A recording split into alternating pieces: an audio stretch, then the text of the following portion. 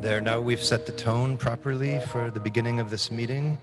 I want to welcome, thank you. I want to welcome everyone who's here today. I want to welcome everyone who's at the Novotel and also everyone who's online. Welcome to the closing plenary. Can we advance the slide to the first slide, please? Thank you. Oh. Yes, okay, good. So since you've seen me last, we've been pretty busy here at the forum, and just a few photos to show some of those very spirited conversations that we've been having during all of the various sessions, which we'll review here in a second.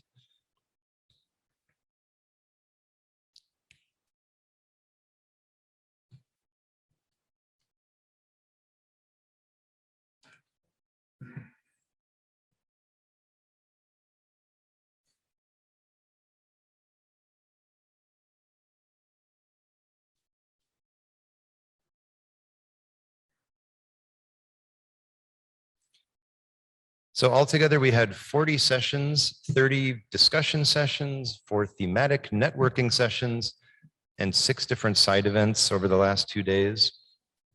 And we've had quite a lot of people involved, a lot more than we expected. 234 people here in Monaco between the Novotel and and the museum. 27 countries represented. And the online was the biggest surprise, I think. 575 people registered from 36 countries.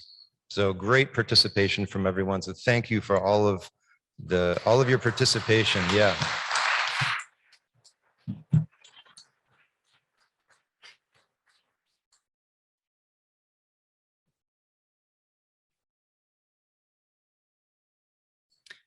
I also want to recall that this is the first big event that we've had on marine protected areas in the Mediterranean after 2 years. So many of us were together in Marseille a few months ago for the IUCN Congress, but that was about many different topics. So this is really the first time that we've all gotten together in 2 full years. It seems like forever to me. I'm sure it does to you as well. And we've had some very great engagement that's happened here through all of the various events, the discussion events, the networking events, and the social events that happened in the evening. So I would like to take this opportunity to thank the Prince Albert II Foundation for the great reception and dinner that we enjoyed last night. And some people carried on celebrating till many hours into the evening and morning. So, and congratulations for being here if you were one of those people. And then quickly, the process. You've seen this before. This whole thing started in October 2020 with online surveys to try to build up into this roadmap. And it's continued on through. And here's where we're trying to finalize many of the big ideas. And this, so at the very end here, we expect to finalize the post-2020 Mpa Roadmap, and all of the suggestions and inputs that we received during this forum will be reviewed and synthesized into the roadmap document. So that's where we are with this. And then it's important to remember also some of the organizing principles behind the roadmap. So this roadmap is meant to be aligned with the Barcelona strategy on marine protected areas and OECMs. And it's very important to note that that hasn't even been agreed yet. So we're aligning with something that doesn't quite, hasn't been agreed quite yet, although we're expecting it to be unchanged next week. So that's important, that this is aligned with this, but yet still not agreed.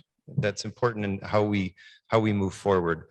Secondly, it's aligned with the global biodiversity framework from the Convention on Biological Diversity. And we have some expectations about what the targets will be in that agreement, but that's also not been agreed, but yet we're aligning with it. So this changes how we describe things in the roadmap and how we refer to things. The roadmap focuses on actions, indicators, and partnerships. You've heard me say that and many others in almost every session. And the priorities are set not just by marine protected area managers. They're a very important part, but not just by scientists, not just by NGOs, but by a very wide part of the marine protected area community, Mediterranean stakeholders. All right. So that's all just a little bit of background to set the stage now for what we're going to do next. We have a panel, so I'll invite the panelists to come up, Claudia, Susan, and Asma, please.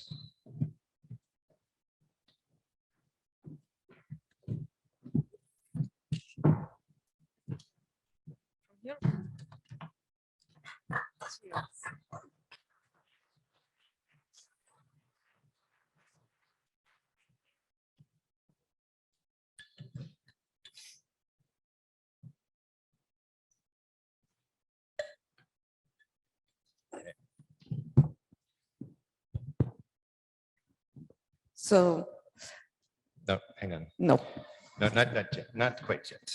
All right. So what I want to do now is review a little bit about some of the things that we heard. This is a snapshot of some of the things we heard from the discussion sessions and some of the other sessions as well during the forum. And much of this, what is on this slide, comes from the working groups so every day, I don't even know if you've noticed in the agenda, but we had discussion sessions, side events, networking sessions. The end of every day, there was a working group. And I was chairing this group, and many of you were involved. If you were a coordinator or a moderator in a session, you came to this working group session, and we discussed what were the most strategic issues that came up in your event. Was there something so significant that it may actually change in a significant way what will appear in the roadmap? And there were several things that met that criteria. We also talked about all the different actions and indicators and partnerships that came up in all of those sessions relating to all the recommendations in the roadmap. But we didn't have time. We couldn't go through all of the different 40 events that happened every day. There just wasn't time because we were doing those events. So instead, we tried to focus on what were those things that were very strategic that may actually make a significant difference to the structure of the roadmap and or the content or what the roadmap's trying to achieve. So we just have a little snapshot here, and I'm going to introduce each topic, and then I'll ask the panel to reflect on their thoughts and their participation in the groups where these things were discussed. So the first thing was about networks of actors. So if you've read the roadmap, I'm sure you've all read the roadmap, you'll note that in many parts of the roadmap, we talk about networks as being an important partner, either in the delivery or the monitoring of many of the different recommendations. So one of the things that came out from the working groups significantly was that people were calling for even more networks and strengthening those networks and connecting those networks even more. I recall in one session I was in where we were talking about networks of scientists and researchers. There needs to be a network of scientists and researchers related to MPAs. And then once that group is formed, it needs to really connect in with all of the other networks that exist. That's a critical missing piece. So I'll just stop there, and Claudia, please tell us more about what you learned on this. Good morning, everyone. Welcome to the final day of our MPA forum from our side too. We know that they have been very intense days, but we hope that you enjoy them and have fun, because as you know, the MPA forum has different strategic objectives, but one of these is for sure gathering people to exchange, to dialogue, and to share visions. So I have been talking with many people, many of you in these days, and I know that you took advantage of the fact that all of the majority of the MPA communities here in this day together. And you met, you organized meeting about project or new project, but also I hope that new collaboration came in life, new contact among peoples, because as you saw, there were many participants from different countries, and this is very, very important, not only from the Mediterranean, but also beyond.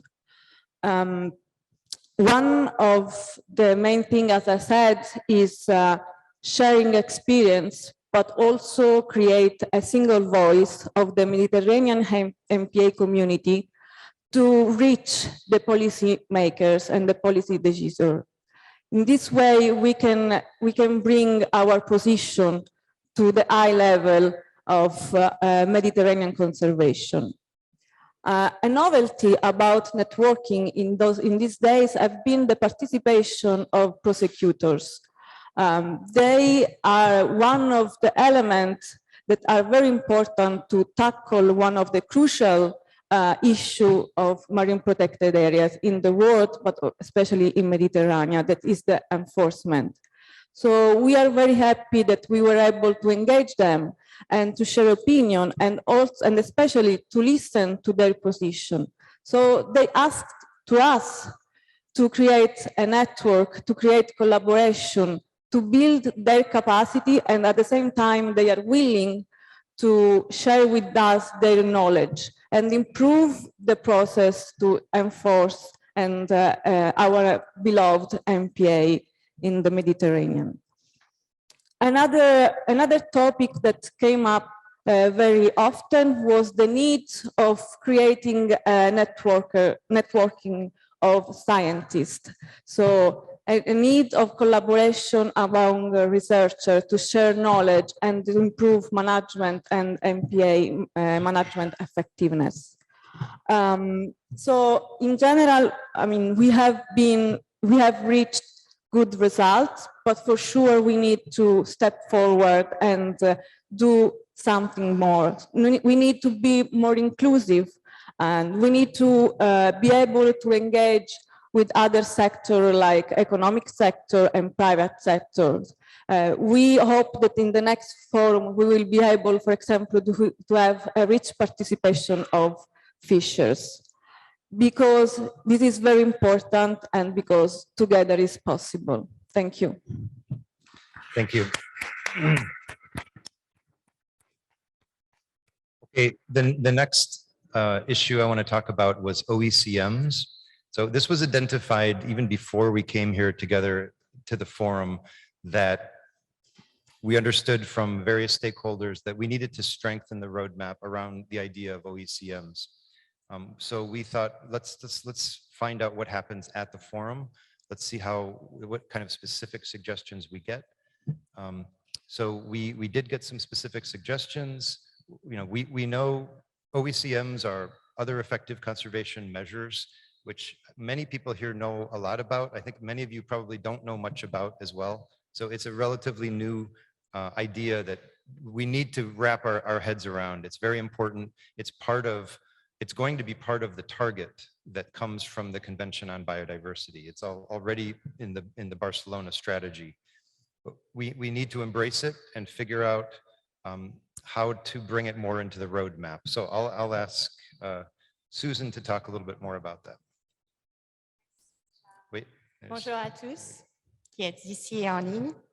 Alors oui, ces OECM ou ces AMCE en français, autres mesures de conservation efficaces par zone. Ils sont indispensables pour atteindre ces ambitieux objectifs. On en a parlé, même si on attend qu'ils soient finalisés, potentiellement 30% d'AMP en 2030. Comment on va y arriver?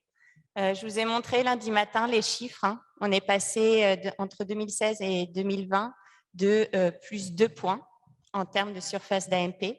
En 2012, on était environ à 6% d'AMP. On nous parle dans 10 ans d'être à potentiellement 30% d'AMP et d'OECM. Donc oui, on a besoin de ces OECM, de ces AMCE. Ils étaient déjà en fait dans les objectifs il y a 10 ans. Ils ne sont pas nouveaux.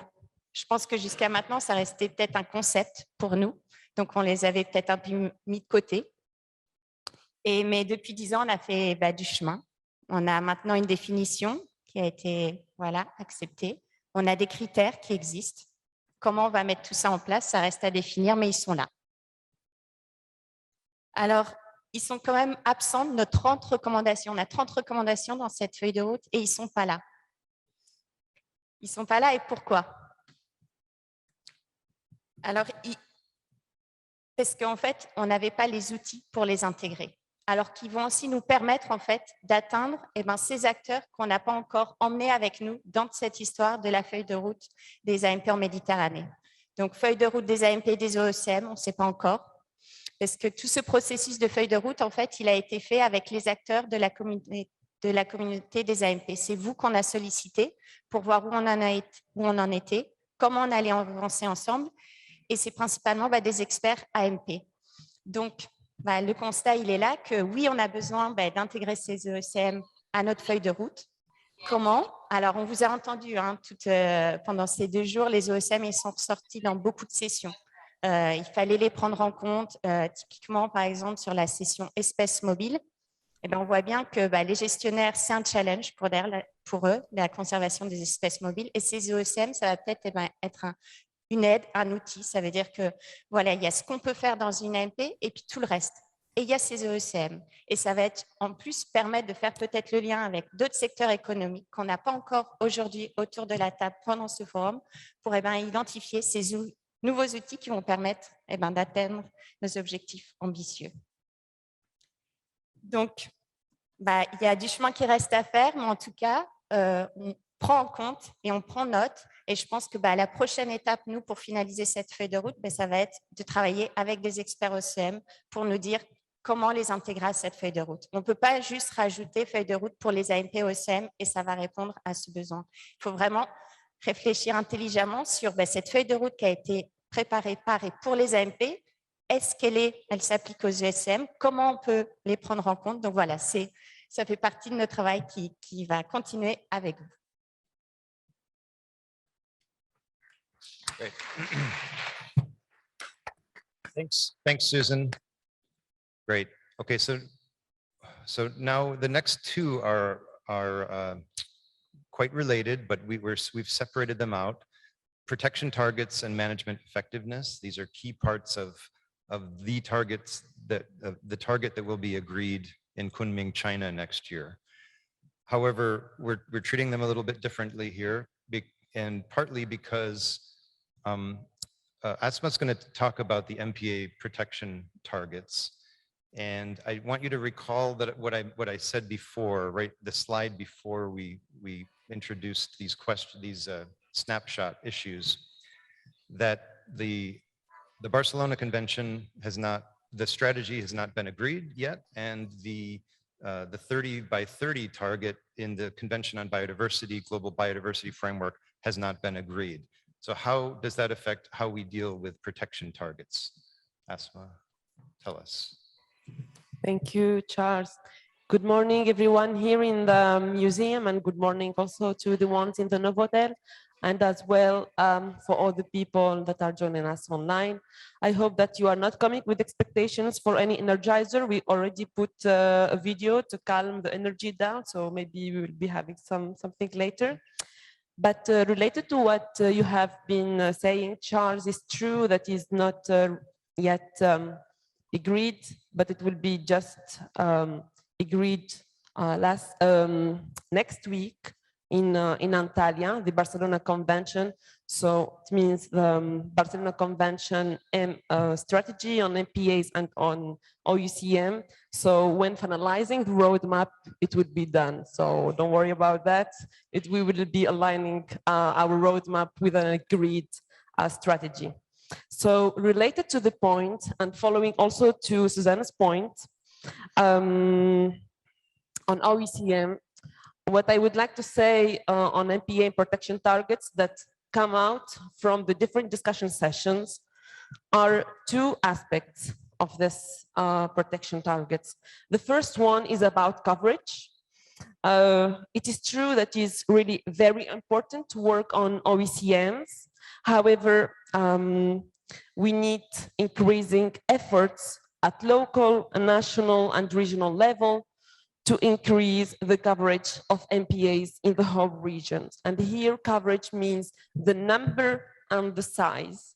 And why I'm precising this, because in one of the discussion sessions, it was precise that we should amend one of the recommendations in which we put the number and the coverage of MPAs. So we will be fixing that to number and size in order to mean coverage, because it includes these two aspects. So it is really very crucial to work on coverage in order to ensure a most complete protection of ecosystems, endangered and threatened species. So, and the second aspect of this third point is about the different protection types. Many participants, and during several sessions, but especially during one session dealing with strong protection for MPAs, they have called for ambitious targets for MPA coverage related to all kinds of enhanced protection. And by enhanced, we mean the fully, the integrated, the strictly, the no-go, the no-enter, the no-fish, all kinds we put under enhanced. And this is one of the alignments that we are doing with the Barcelona Convention, because this term was generated during the elaboration of the MPAs and OECM strategy of the Barcelona Convention. So everybody will be feeling there, because we know in the different countries, different stakeholders, all of them, they have different notions and definitions for this enhanced protection. Also, this ambitious targets really, it's like it is showing that we are seriously thinking about this aspect, sometimes even when we are laughing.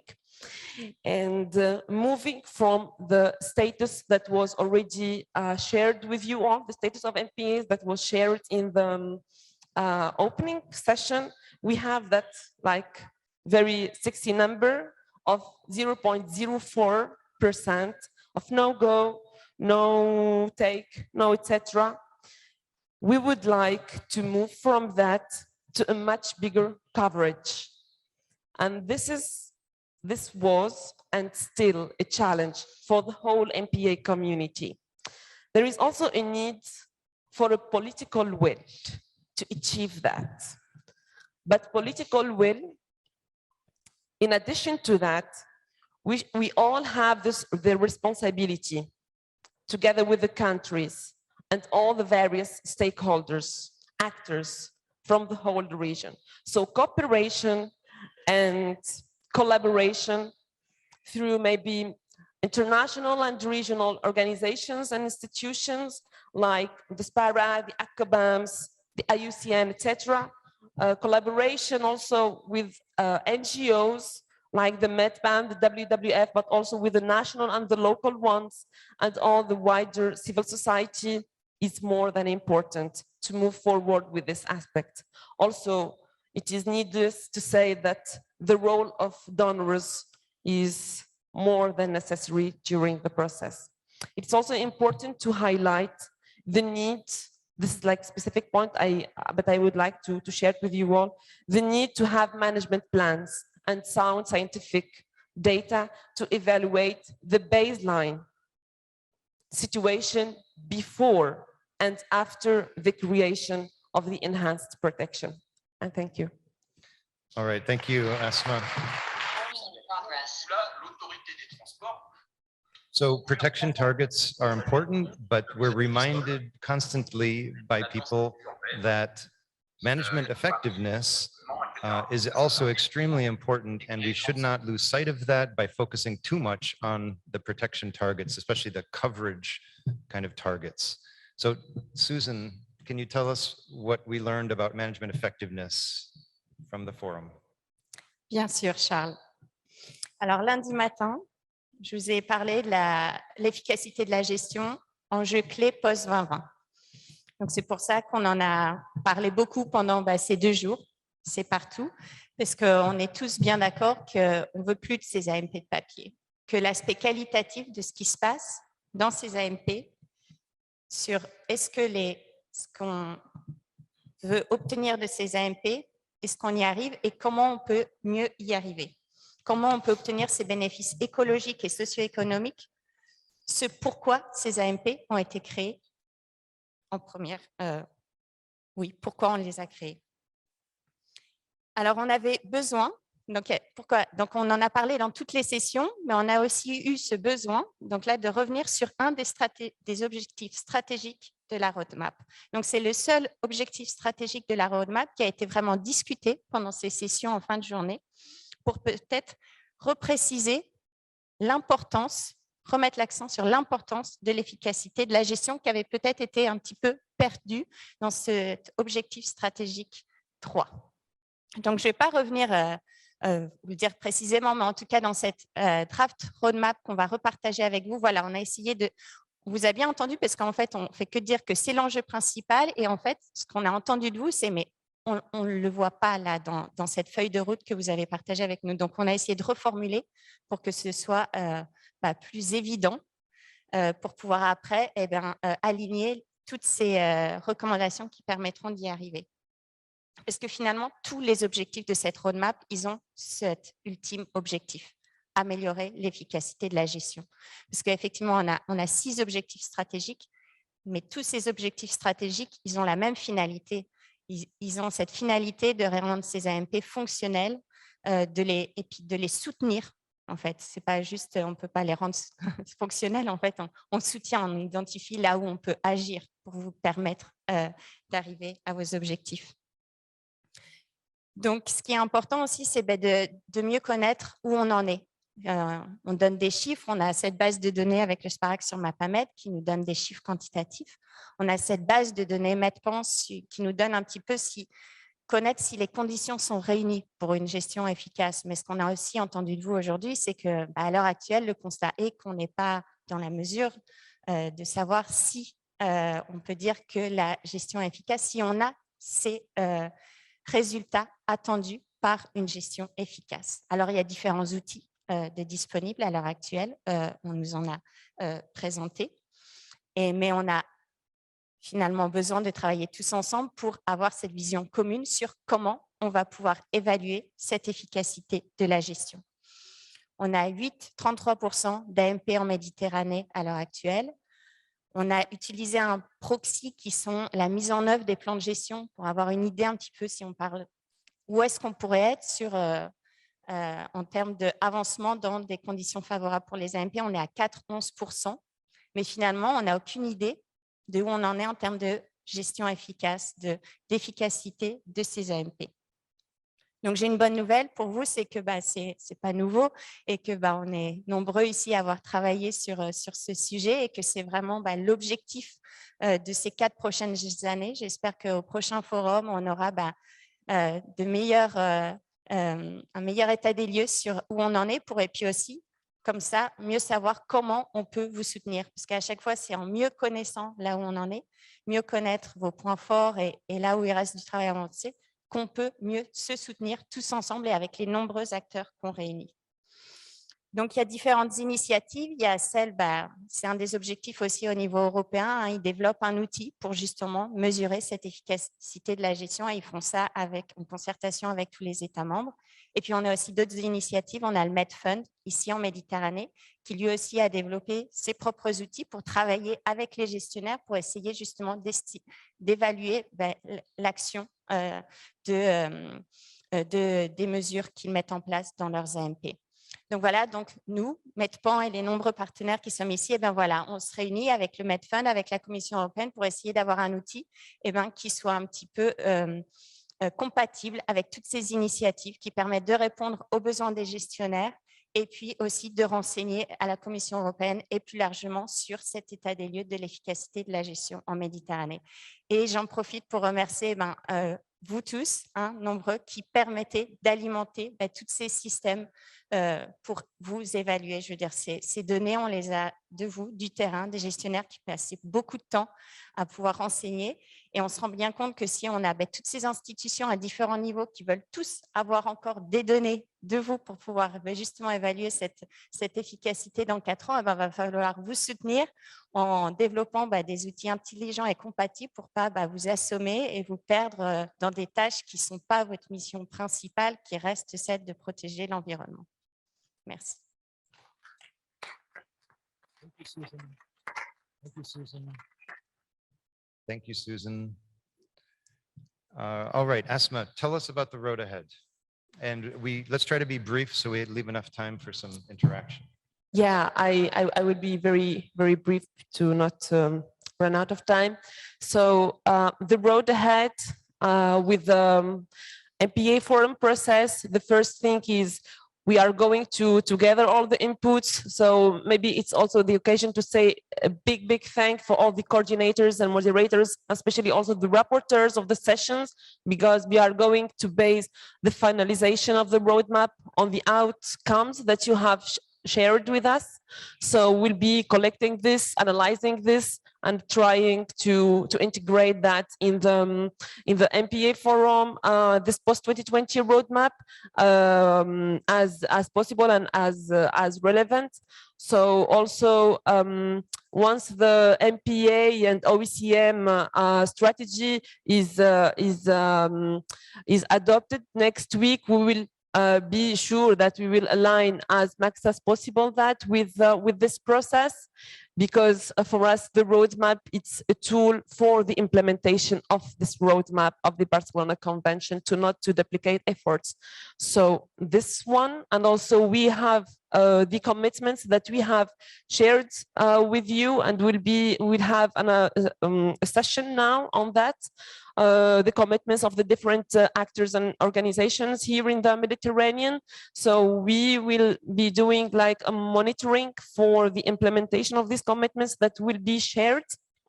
And also I will take this opportunity to say that we'll be happy also to still receive your commitments and also your feedback on the roadmap, because we still open the roadmap for final comments and final edits until the 12th of December. So it's a 12/12, you will remember that. And yes, these 2 points. And then we would like you to be engaged, still engaged during this whole process. Today, it's not the finalization of the process. Today, the process, it is going to start. It is the starting point today of the whole process of engagements of all the MPA actors in the Mediterranean, but also from beyond, because we also have some feedback and comments from other regions. And also during maybe 2024 or 2025, we will be doing this, like the road ahead. I mean, it's not for tomorrow, but after four years, we will be evaluating this roadmap to see where we are in that, of course, in the occasion of the next edition of the MPA Forum. So I think I was really very, very brief, and that's it. Thank you so much, Asma. All right. So we have a few minutes to ask you if you have any highlights that you'd like to share, something that you thought was quite significant, strategic that came out. If you do, then yeah, please come forward. There's a microphone here.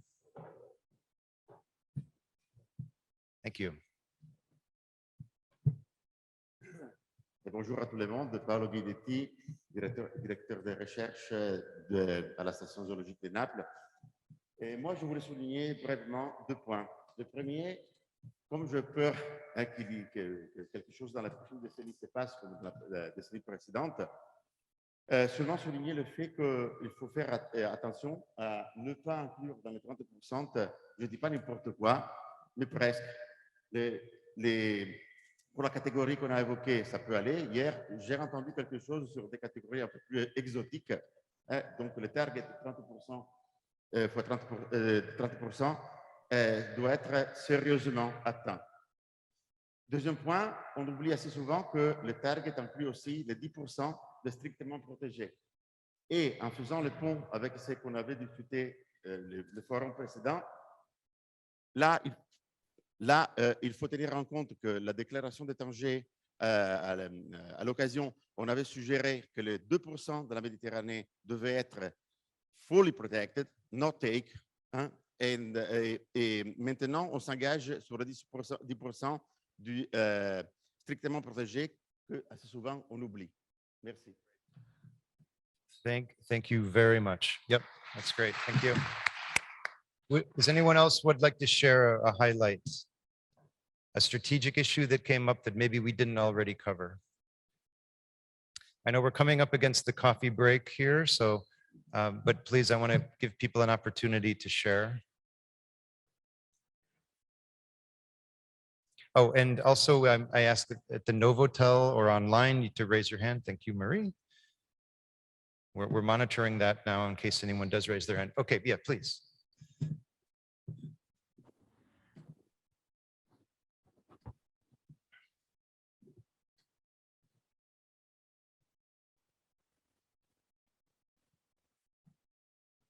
Good morning, everyone. I'm Joaquín Garraló. I'm working at the Institute of Ciencias del Mar in Barcelona. I'm working at the Institute of Ciencias del Mar in Barcelona. I'm a researcher there. And in our session yesterday, we raised the point that climate change was in the Tanger Declaration a strategic objective. It was in the roadmap. It was a full strategic objective, and it's vanished now from the roadmap. And we were wondering why. And in any case, climate change, it was appearing in the roadmap only once cited at the beginning, no other mention through the roadmap. So I think that we need to populate the climate change issues in the current version of the roadmap. Thank you. Good, thank you very much.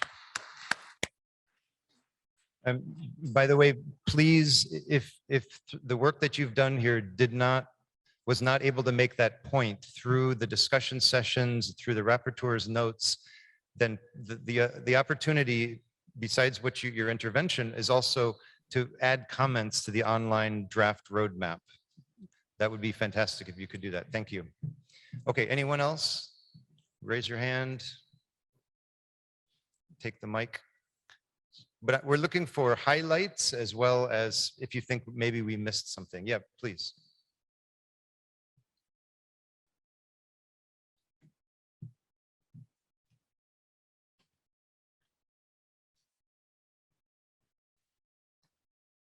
And the hand I saw raised back here, if you want to just come forward now and then, yeah, thanks. Yeah, go ahead. For my time. Good morning. Abdelmoula Hamza, Minister of Environment in Libya. I think, first of all, thank you for all the organizers for this excellent event. And Mpa Forum is bringing really together the cream of the cream for the Mediterranean Conservation Society, from managers to scientists to politicians to all the spectrum of those stakeholders for protected areas. So some of the discussions that we had yesterday, I raised a point 2 times in the mid-forum that we are really in need to see the future of this Mediterranean Sea, where we have this imbalance of distribution of MPAs between the north and the south. And I think in the future, we should, all of us as a Mediterranean carers of this biodiversity, to look for the south in more careful way, and really to urge positively the governments in the south of Mediterranean to take actions, to real actions, and to declare more MPAs, because the south of Mediterranean is the treasure of biodiversity that's still as a reserve. It's a big reserve in need of management. That's it. So it's a big reserve. However, it's threatened by climate change, by fishing, by others, but it's still vast areas in the south of Mediterranean, in North Africa, in Libya, in Egypt, and in Tunisia, and so on, and the east of Mediterranean as well, where nature is still thriving. However, it is in a critical time, facing invasive species, unsustainable management, and unsustainable practices. So I think we are in a critical time to raise, to give the hand to the South countries, not only on training, but on active involvement with the governments in the South, urging them to take urgent actions to increase. We can reach that goal of 30%, the minimum of 30%, really by creating few large MPAs in the South instead of many, many small MPAs in the North. Thank you very much. Thank you very much. Pierre, over at the Novotel, is there someone there who has a question? Yes, absolutely. I will give the floor to Jorge Moreno. Wait. Hello, this is Jorge Moreno from the Balearic government. Just to point, maybe I didn't understand all the things that were said, but about this 0.04 of strictly protected areas, if you mean strictly protected areas, just no fishing, and will be just a high number, high percentage. But if you include also the the possibility to be there, no access, this is going to be impossible, because in the marine area is just, if you consider that not going means not allowing navigation, I mean the innocent pass of a sailing boat through a protected area of the sea may not cause any damage if this without noise or without a slow speed or something like this. So if for taking account this percentage, you take the decision that it has to be also the no go in the marine area, area, I think that we will never arrive to this. So this is not a realistic, this 10% is not, I think is not going to be realistic, and well, maybe we should be less ambitious in this, just for at least this kind of action.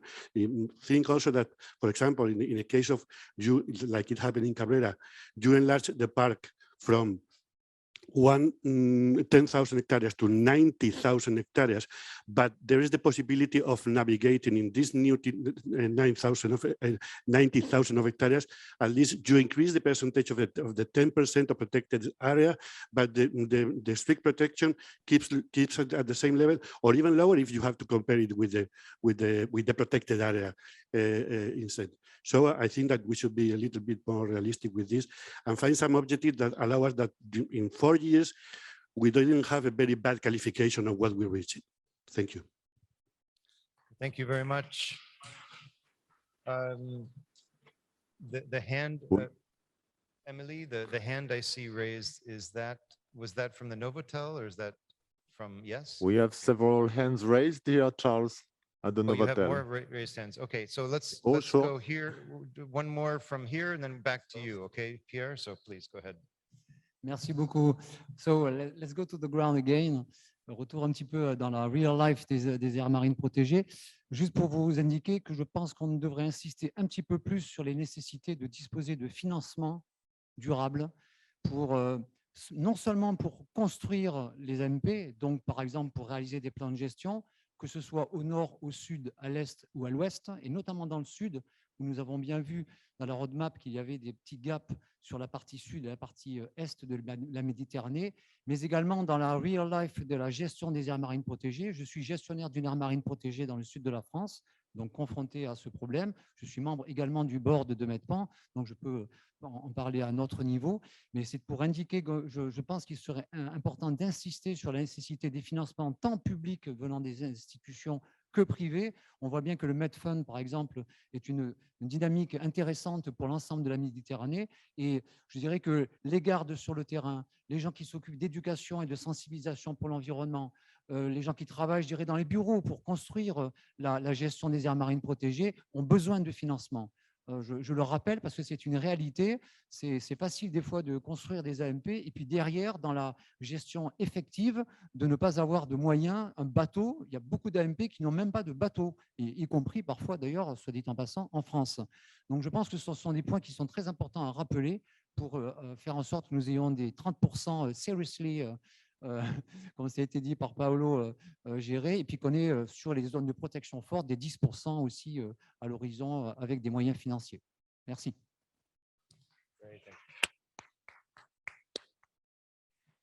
Thank you so much. Okay, Pierre, over at the Novotel, please.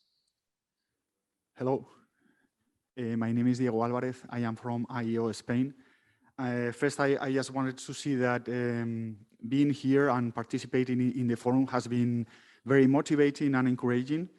And I just wanted to raise one of the discussions we have had along different sessions, and it's about the relevance of starting to look at further that we can see from the coast. I mean, most of the science and conservation actions have been taken in MPAs very close to the coast. And we have the whole Mediterranean, and we have to start building a strong science and applications for open sea to develop a conservation strategy that in the pelagic realm combines fisheries targeted species with other vulnerable species, which is other community with high biodiversity in the Mediterranean. Thank you very much. Thank you very much. Yeah. Okay, let's take two more, and if we can make them very brief, that would be great. Yeah. So that we can then Yes, maybe before I give you the floor, Pep, we have also a hand raised online. Okay. Can we switch over to the online participants? Reda? Oui, bonjour à tous depuis le Novotel. Donc, nous avons un commentaire en ligne de la part de Monsieur Alain Blayot qui nous dit « C'est une très bonne idée de se rapprocher de la culture professionnelle des pêcheurs, de leurs habitudes d'évaluation quantitative et qualitative, ainsi que de leur tradition d'administration, y compris juridique, d'espaces maritimes. Bravo ».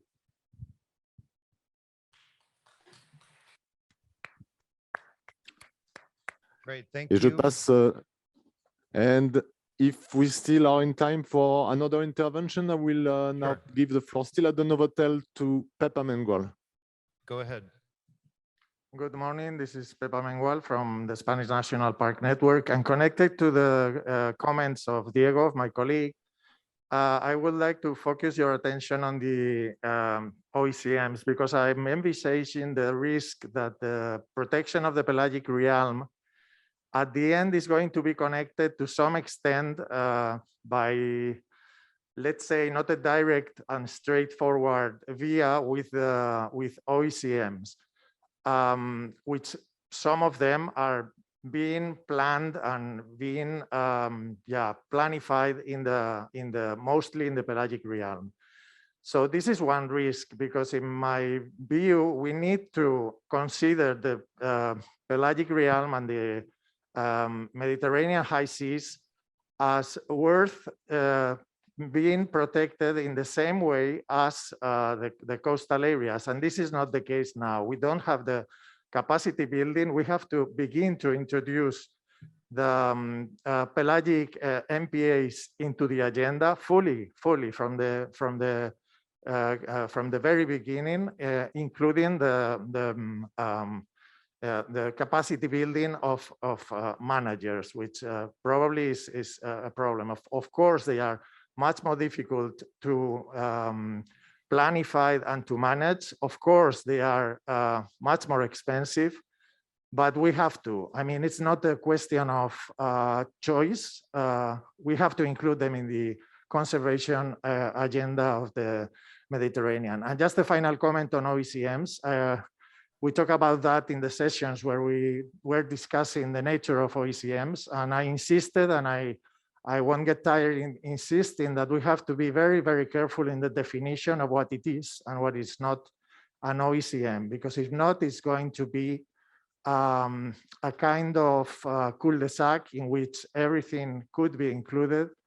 And if the targets and if the ideas we have on where we want to go in the next decade are clear, we have also to have clear what can be considered an OECM and what cannot. Thank you very much.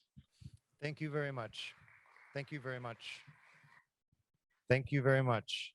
Okay, so we're going to try to wrap up this session.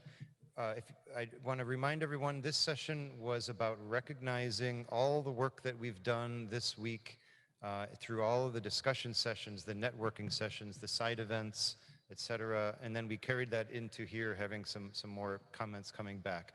So congratulations to everyone for all of the important contributions that you've made in the last few days. So a round of applause to you. And online at the Novotel. And I always forget to thank the interpreters. So I want to thank the interpreters. Without them, we could never do this. So thank you, interpreters. All right. So we need to come back here by 10:30 for the next event. So there's a coffee break waiting for you outside. Thanks. Rebonjour. Good morning again, ladies and gentlemen, dear colleagues. Thank you for joining the room. So now we have in the program, the panel, the donor panel. So I will.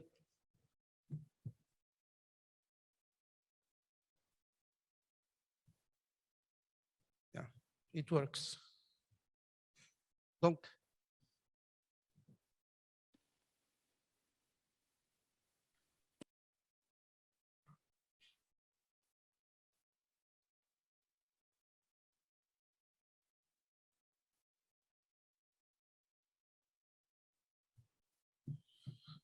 ne vous inquiétez pas, j'ai le plan B. Donc, ma collègue Pourri, qui est avec moi pour animer ce panel. Donc, nous avons pour ce panel, et je les remercie, 9 institutions bailleuses de fonds, qui sont présentes avec nous dans le panel. Et je les remercie pour leur présence et pour leur soutien. 4 parmi les représentants de ces institutions vont être avec nous uniquement en ligne pour des raisons diverses qu'on comprend. Donc, je vais vous donner tous les noms, toutes les institutions, et après, parce que nous n'avons que 5 places sur le podium, donc on va appeler 3 à 3, et l'ordre ne signifie pas du tout aucune autre signification que de s'adapter aux conditions difficiles. Et là, nous sommes heureux de pouvoir continuer à travailler malgré toutes ces conditions. Donc, nous avons avec nous M. Olivier Venden, le vice-président et CEO de la Prince Albert II Foundation. Nous avons M. Romain Renoux, que je vais appeler Romain. On travaille et on se voit très souvent. Executive Director of MedFund. Madame Paul Gros, Head of Strategic Partnership and Director in Mpa Foundation. She will be online. Je vais alterner le français comme ça, spontanément avec l'anglais. Donc, nous avons aussi Madame Lucille Courtial, qui représente Beyond Plastic Med Initiative. Et puis, nous aurons Madame Constance Corbier, Head of Biodiversity Projects in FEFEM. Monsieur Jérôme Petty, Pew Bartarelli Ocean Legacy Programme, et Agnol Esteban, et il ou elle, je suis désolé, je ne sais pas encore. Oui, oui, non, je disais que je ne sais pas encore si c'est une dame ou un homme, et il sera online. Il représente Marilas Foundation, qui travaille sur les Baléares. Et puis, nous avons aussi M. Christian Séverin, Senior Environment Specialist, qui représentera le Jeff Secretariat. Il sera online also. And Vedran Nikolic, qui représentera Nature Protection Unit of the EC DG Environment. And il sera aussi online. Donc, je vais céder la parole à ma collègue et amie Puri Canals pour démarrer la première tranche du panel.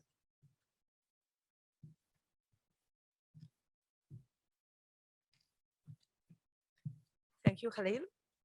Good morning, everyone. Mass problem, sorry. So let's start with the first round of this round table with this sub-panel. The first one, I would like, first of all, invite to the stage to Oliver Wenden from the Prince Albert II of Monaco, Romain Renaud from the MedFund, Paul Gros, she is with us online, and Lucille Courtial from Beyond Plastic Med Initiative. So thank you, the four of you, for your availability to be today with us. And I think, well, this session is about the engagement of donors and your strategies to support those 2030 objectives, and specifically the roadmap. And well, it looks a little bit obvious that you are engaged and you have already a strong commitment. This is not the first and neither the last thing you will do for conserving the Mediterranean and supporting this community. You are all partners, all financial partners for us.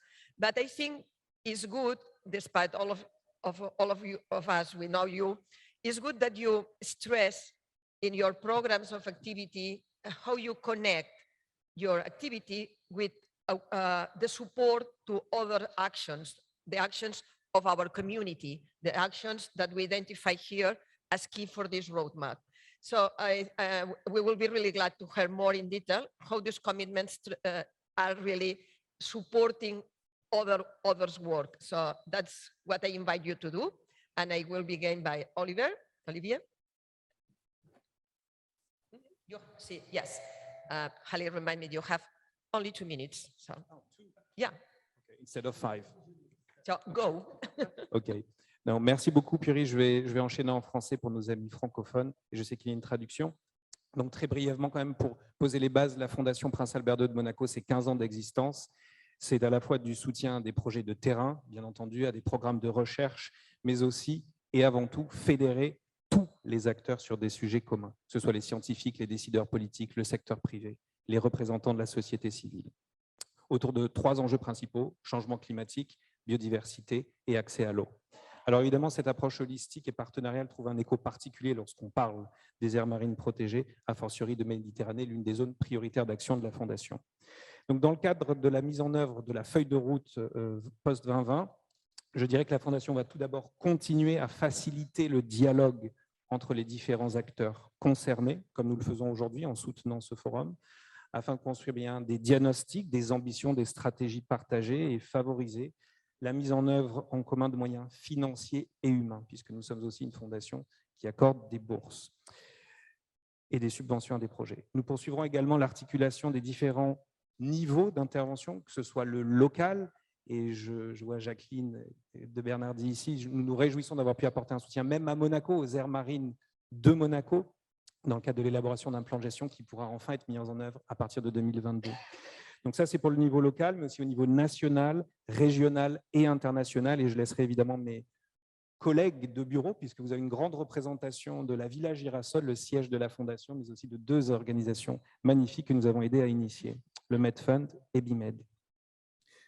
Je crois que ce travail de dialogue, d'échange et de coopération, évidemment, est porté par l'ambition finale, le 30-30, ce grand objectif où il faut à la fois développer les aires marines en nombre, mais aussi les pérenniser, donc en appuyant la gestion et la gouvernance. Il faut donc mieux doter ces AMP et mieux les administrer.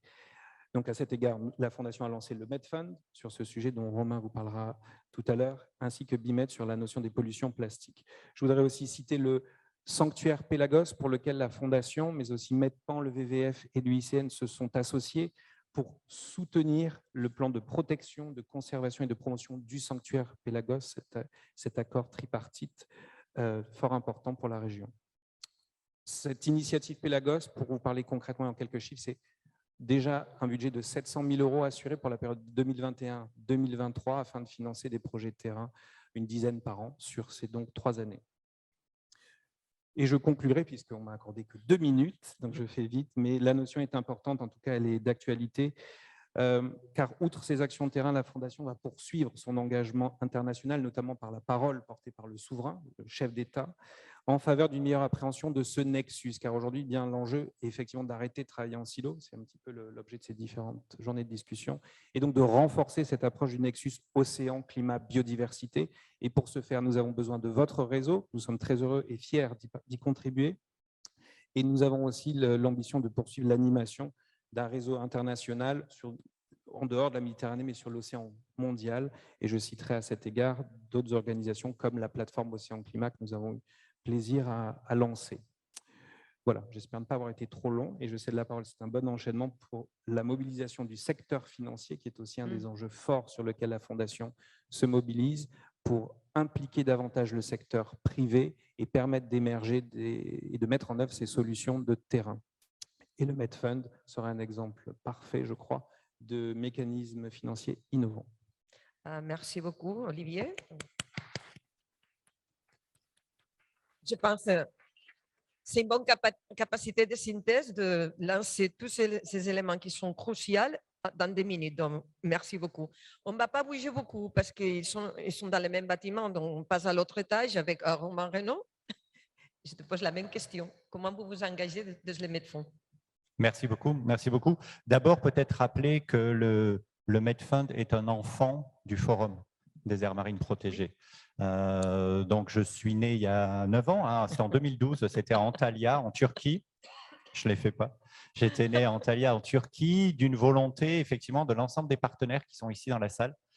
Donc, je suis assez ému parce que là, il y a mes papas et mes mamans qui sont ici et qui avaient lancé à l'époque l'idée un peu folle de doter la Méditerranée d'un mécanisme de financement durable pour faire face justement à la problématique de financement des aires marines protégées de Méditerranée. Donc là, on est 9 ans après, fortement relayé et par la Fondation du Prince Albert II, qui a bien entendu soutenu la structuration, mais également la France, Monaco, la Tunisie, qui sont des États qui se sont engagés lors du Congrès mondial de 2013 à Marseille, de se doter spécifiquement d'un mécanisme de financement durable qui a préfiguré la naissance du Medfund, qui maintenant existe, qui est maintenant opérationnel 9 ans après et qui finance d'ores et déjà 8 aires marines protégées en Méditerranée, donc un peu plus de 3000 km² dans 4 pays méditerranéens. Donc je pense que c'est quand même un beau parcours que de dire qu'à partir d'une idée qui peut émerger d'un forum comme celui-là, on arrive à mettre en place non seulement des initiatives, mais des organisations qui perdurent. Alors nous, notre ambition, elle est relativement simple, mais très précise. Elle est portée par notre conseil d'administration et c'est de poursuivre et d'amplifier la mobilisation de nos partenaires financiers, bailleurs institutionnels, philanthropie, comme la Fondation du Prince Albert II, la Fondation Mpa, et également donc des partenaires privés pour pouvoir soutenir et financer durablement une vingtaine d'aires marines protégées en Méditerranée d'ici 2025, et notamment des aires marines protégées de protection forte. Ça, c'était un point aussi qui est sorti très, très fortement dans les sessions. Et donc, je voulais profiter de ce moment pour annoncer officiellement que nous lançons, avec l'appui de la Fondation Mpa, à partir de demain, le premier appel à manifestation d'intérêt dédié aux aires marines protégées de protection forte. Donc, tous les renseignements seront sur notre site Internet et seront relayés par le MEDPAN, le CARSP et nos administrateurs. Thanks a lot, Romain. So, thanks. And well, it's now easy to continue with the speech because you already introduced the Mpa. So I wish to invite our colleague Paulo Gross qui va continuer dans ce niveau d'engagement des une fondation qui nous a soutenus, tous les gens qui travaillent pour la protection de la mer en Méditerranée. Paul, même si tu es loin, tu es bienvenu. Oui, merci beaucoup Pourri. Bonjour tout le monde. Merci donc pour cette opportunité de prendre la parole.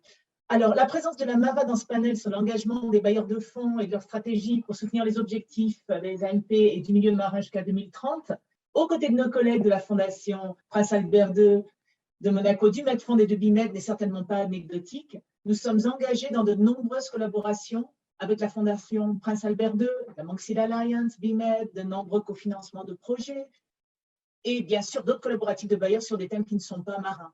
Et également, bien sûr, avec le Medfund, comme Romain vient de le présenter. Donc, comme vous l'aurez compris, la Mpa ne fera plus partie du paysage des bailleurs de fonds méditerranéens en 2030. Cependant, nous continuerons à contribuer et à soutenir financièrement les objectifs fixés pour cet horizon à travers notre participation à des collaboratifs de bailleurs de fonds et des mécanismes de financement durable qui ont vocation à perdurer après la fermeture de la Mpa. Donc, pour revenir à l'exemple de HPMI et l'initiative pour les aires hautement protégées de Méditerranée, nous sommes ravis de cette mise en opération du fonds à travers un premier appel à proposition annoncé aujourd'hui. Nous pouvons ensemble, avec le Medfund, faire une vraie différence pour le développement, la bonne gestion et la connectivité des aires marines protégées en Méditerranée, contribuant ainsi aux objectifs des grandes conventions internationales comme la CBD dans notre région. Et pour nous, c'est le moyen de soutenir post-mortem, si je peux me permettre, l'héritage de la Mpa en Méditerranée. Donc, un grand merci au Medfund pour cette opportunité d'étendre notre capacité d'action à moyen terme et pour une excellente collaboration. Et pour terminer, je souhaite faire un appel aux bailleurs de fonds présents dans la salle et à ceux présents en ligne et avec qui nous ne sommes pas déjà en discussion, alors il en reste peut-être quelques-uns, et de prendre contact avec moi, s'il vous plaît. Si vous voyez une possibilité de collaborer aux initiatives déjà mises en place, il faudra bien sûr remplacer la Mpa dans un an dans tous ces collaboratifs dans lesquels nous sommes présents et en développer d'autres qui permettront une collaboration stratégique au-delà de 2022 pour les objectifs de 2030. Et développer un tel collaboratif et des mécanismes de financement durable sera une des missions principales de Mpa en 2022. Et la seconde, et je termine là-dessus, sera de tirer les leçons de 28 ans de pratique philanthropique en Méditerranée et dans le monde également, mais surtout en Méditerranée pour ce qui nous intéresse ici, à travers la diffusion, le développement et la diffusion de documents de capitalisation. Par exemple, nous sommes en train d'analyser avec nos collègues de la Tour du Vala, du Conservation Collective et de la Foundation of Success, quelles stratégies de conservation et quelles approches utilisées dans le portefeuille des projets de la Mpa durant ces 28 ans ont eu du succès, lesquels ont échoué et pourquoi. Et nous voulons partager ceci avec la communauté de praticiens de la conservation et la communauté de bailleurs de fonds. Un grand merci aux organisateurs du forum, très réussi, et je promets que nous nous reverrons en personne très bientôt. Merci.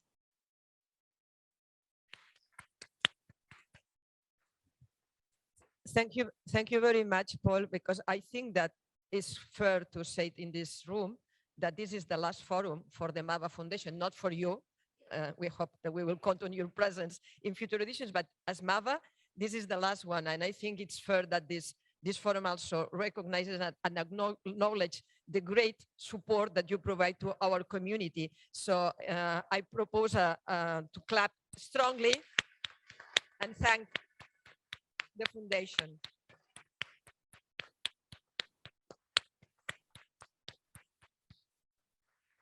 Merci beaucoup, Pourri, je transmettrai. And last but not least, we have Lucille. So, tu as la parole, Lucille. Merci, Pourri. Donc, moi, je vais parler plus précisément de la pollution plastique, puisque c'est le focus de BIMED.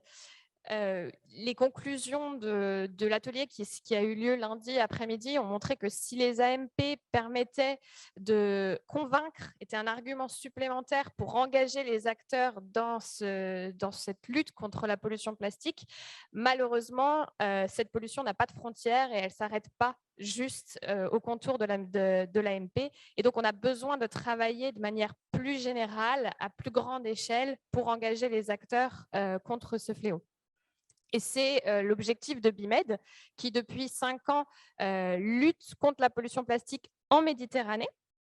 Nous avons 2 axes d'action prioritaires. Le premier qui est engager le secteur privé avec des scientifiques et les organisations mères de BIMED, dont la Fondation Prince Albert II de Monaco, la Fondation MAVA, la Fondation Tara Océan, Surfrider Europe Foundation et l'IUCN.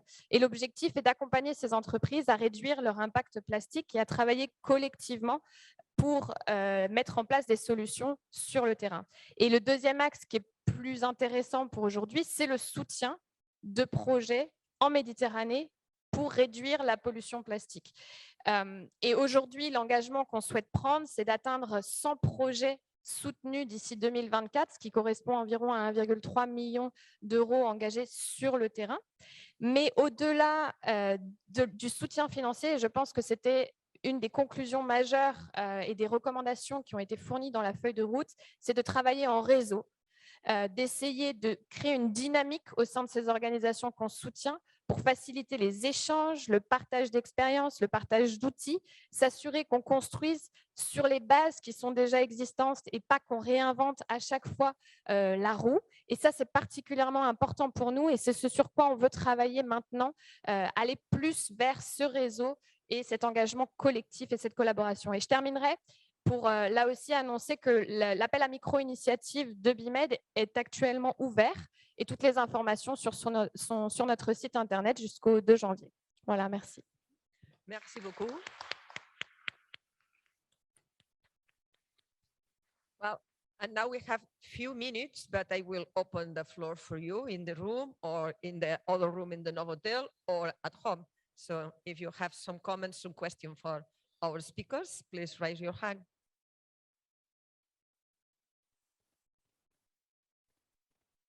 Not here.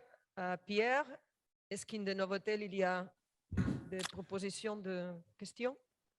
Well, Puri, at the moment, no hands raised at the Novotel either. And Unless comments in I'm the like, chat? Well, it looks like our speakers are so clear in the commitments. Okay, so we can have it at the end. So now let's, I really thank you, all of you. And Jim bin Khalil.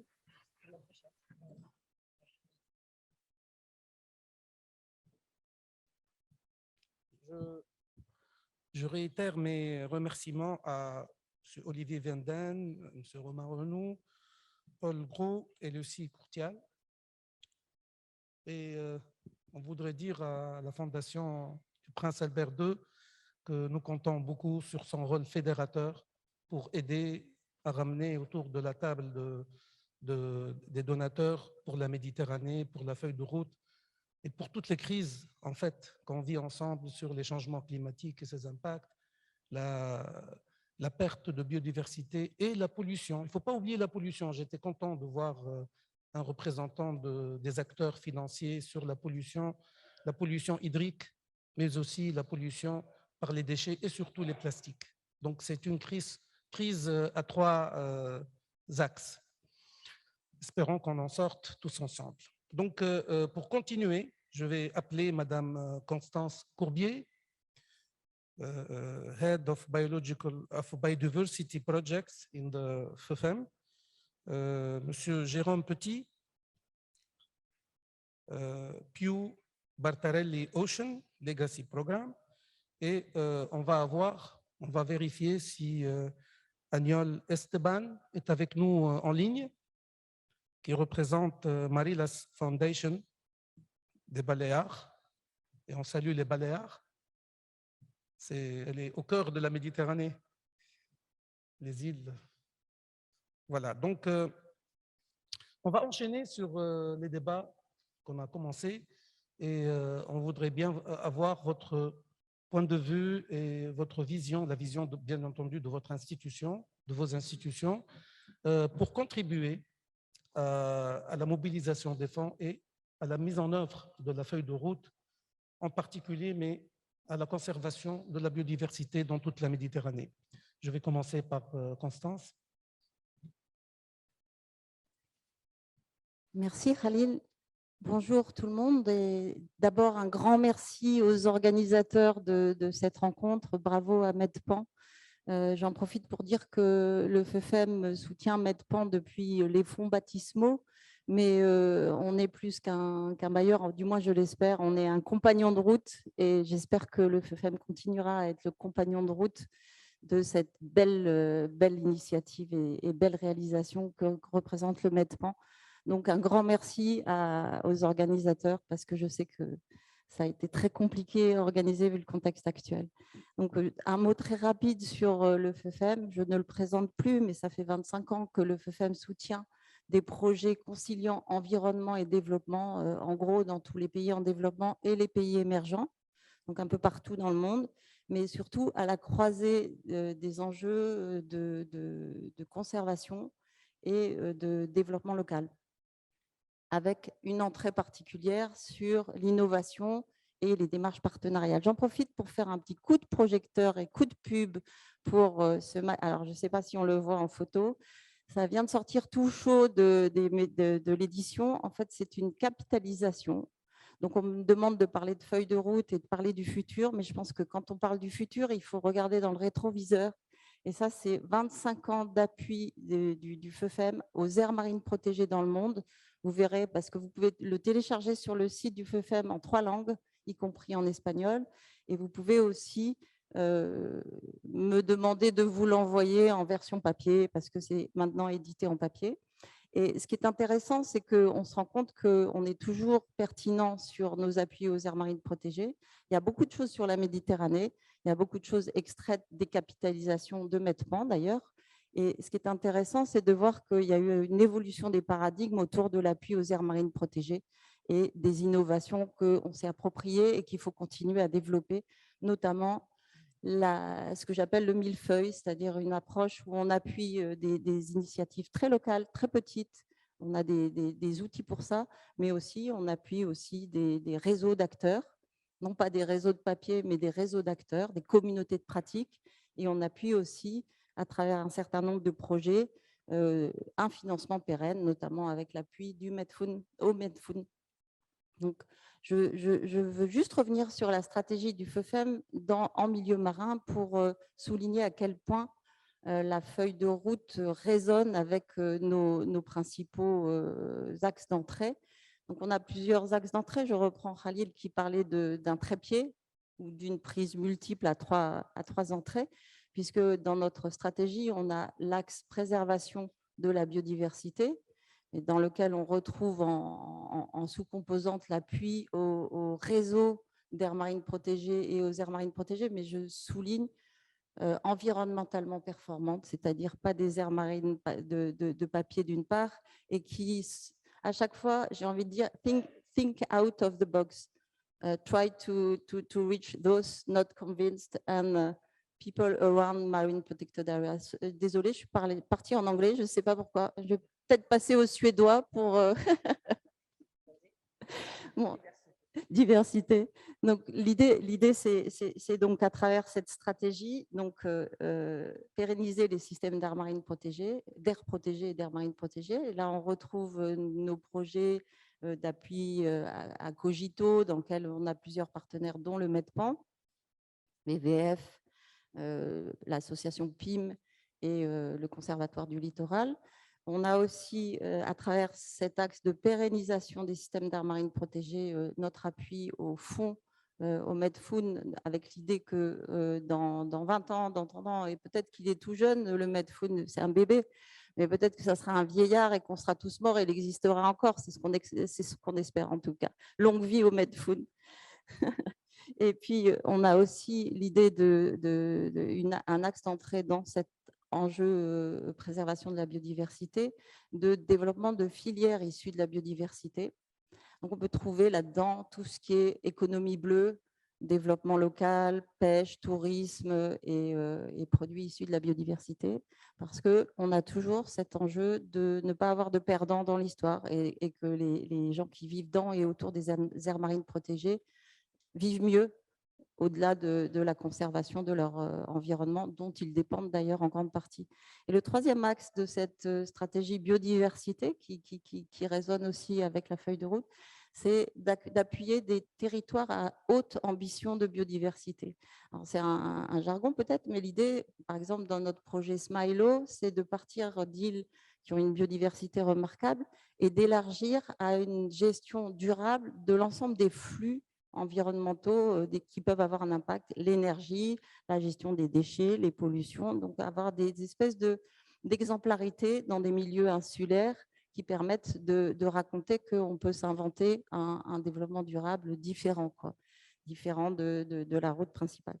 Je passerai très vite sur les autres deux pieds du trépied qui sont notre axe d'entrée résilience, appui à la résilience des écosystèmes marins, dans lequel on trouve à la fois un enjeu haute mer qui peut aussi intéresser la Méditerranée, et puis la résilience littoraux et petits espaces insulaires qu'on retrouve là-dedans.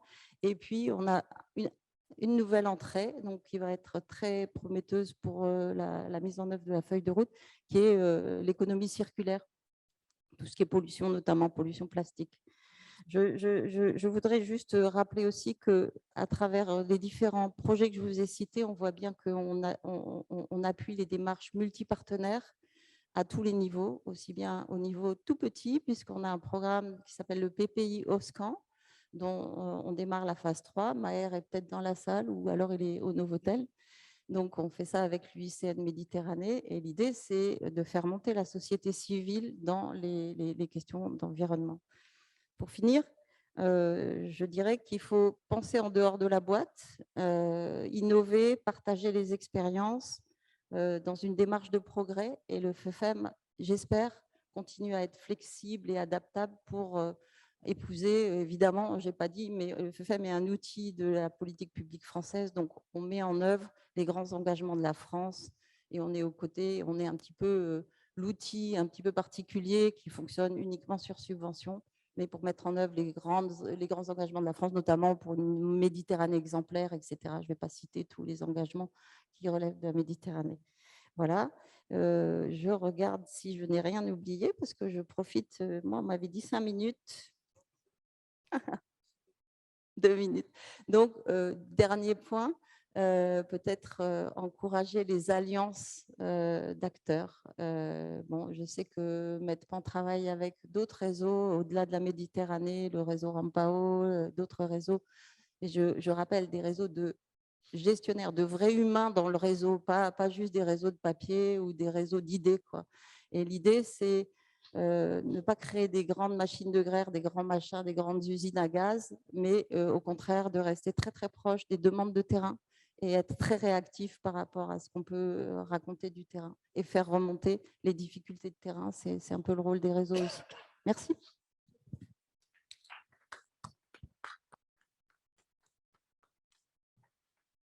Merci beaucoup, Constance. On a vu que malgré le temps très court qu'on vous a donné, tu as réussi quand même à faire un tour d'horizon très, très complet et exhaustif de ce qu'a fait et ce que ferait pour l'avenir, le FEFEM en Méditerranée. Et là, tout en saluant les efforts du FEFEM et tout l'héritage qui est là maintenant, je voulais juste rappeler que les attentes aussi sont très importantes vu l'ambition des objectifs de 30% en 2030.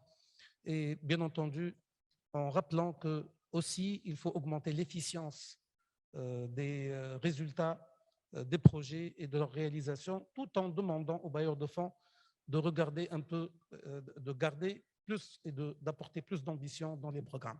Voilà, merci beaucoup. Donc, je passe la parole à Jérôme Petty, qui représente Pew Bartarelli Ocean Legacy Program. Merci beaucoup. Bonjour à tous. I'm going to speak in English today. So first, okay, I was told 5 minutes, so I will try to condensate. So first of all, I'd like to thank the organizer for this wonderful event, very inspiring talks and rich exchanges. So my name is Jerome Petty. I work for the Pew Bartarelli Ocean Legacy Program, which is a global marine conservation program financed by 2 private organizations, foundations. The first one, the Pew Charitable Trusts, which is an American organization working on policy development in the fields of public health, research, and ocean protection. And the second foundation is the foundation of Donna Bertarelli, who is a Swiss entrepreneur and philanthropist. She's also a sailor. She's actually starting a race today around the world to try to win the Jules Verne Trophy. And she's also an advisor to the UN on blue economy and the patron of nature of the IUCN. So the project, the Pew Bartarelli Ocean Legacy, the objective is to help to facilitate the creation of marine protected areas at a global level and with a focus on high protection. So why do we want to have this accent on high protection? Because we are private organizations and we are result oriented and we are science based, and we know that the science tells us today that this is what really works, and this is with high protection that we have the biggest ecological benefits and also socio-economic benefits. So this is why we have this focus since the beginning of the program.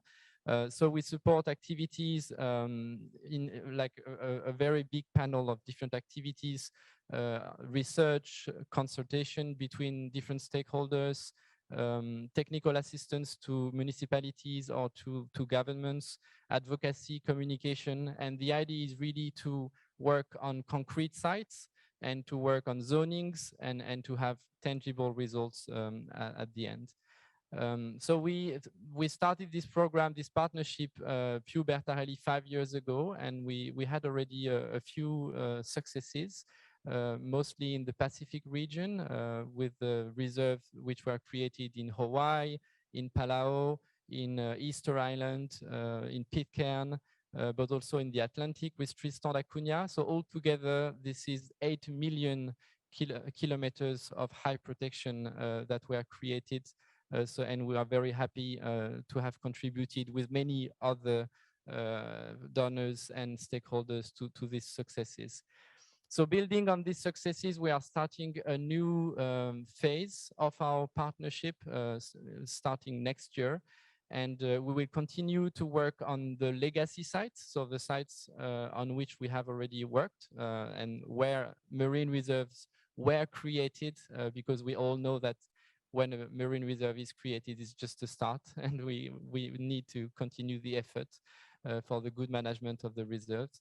And but we also want to open new sites. So we have 3 new regions. The first one is Eastern Tropical Pacific. The second one is Southern Ocean, so the ocean around Antarctica through our efforts within the CAMLA Convention. And the third region, and I hope you'll be happy to hear, that is the Mediterranean region. So, thank you. So why the Mediterranean? Because of course we are very conscious of the biological importance of this region, of the threats on this biodiversity, on the lack of funding, and especially with the departure of the Mpa Foundation, who did an amazing work in the last 30 years, I believe. So we were encouraged by many of our partners and friends to focus on this area. So we will continue to focus on high protection, which is really our branding and our interests. So we are happy to announce that we will launch from next year a new component of our program in the Mediterranean with a budget of 4 million euros over 5 years. And the objective, the main objective is high protection, and the specific objectives, we have identified 3 specific objectives, which are the creation of new highly protected areas. The second one would be the enhancement of the existing protected areas. And the third objective would be the connectivity between the different areas and also between the different stakeholders and the coalitions between the different groups of actors. So we are clearly a newcomer in the region. So we really want to have a very humble approach, and we really don't want to reinvent the wheel, but try to integrate as much as we can in the existing strategies and in all the work you have done for so many years in the region, and we really rely on your expertise, and we hope you will help us to guide our action in this region.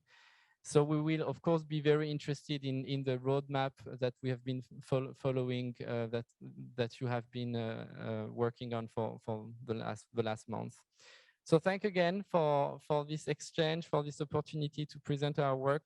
And so we are happy to continue the discussions with all of you.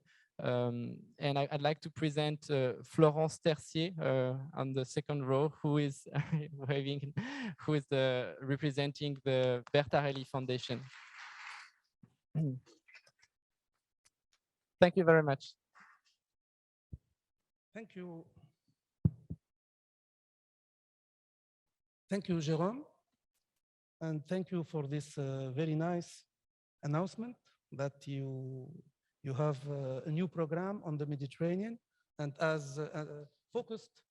And the pleasure is that the great pleasure to hear that is that it's focused on highly protected areas, on the enhancement of the existing ones, and the connectivity of the MPAs. So as a member of the board of MedFund, I will look at Roma, and I'll say that we will have to coordinate our effort with the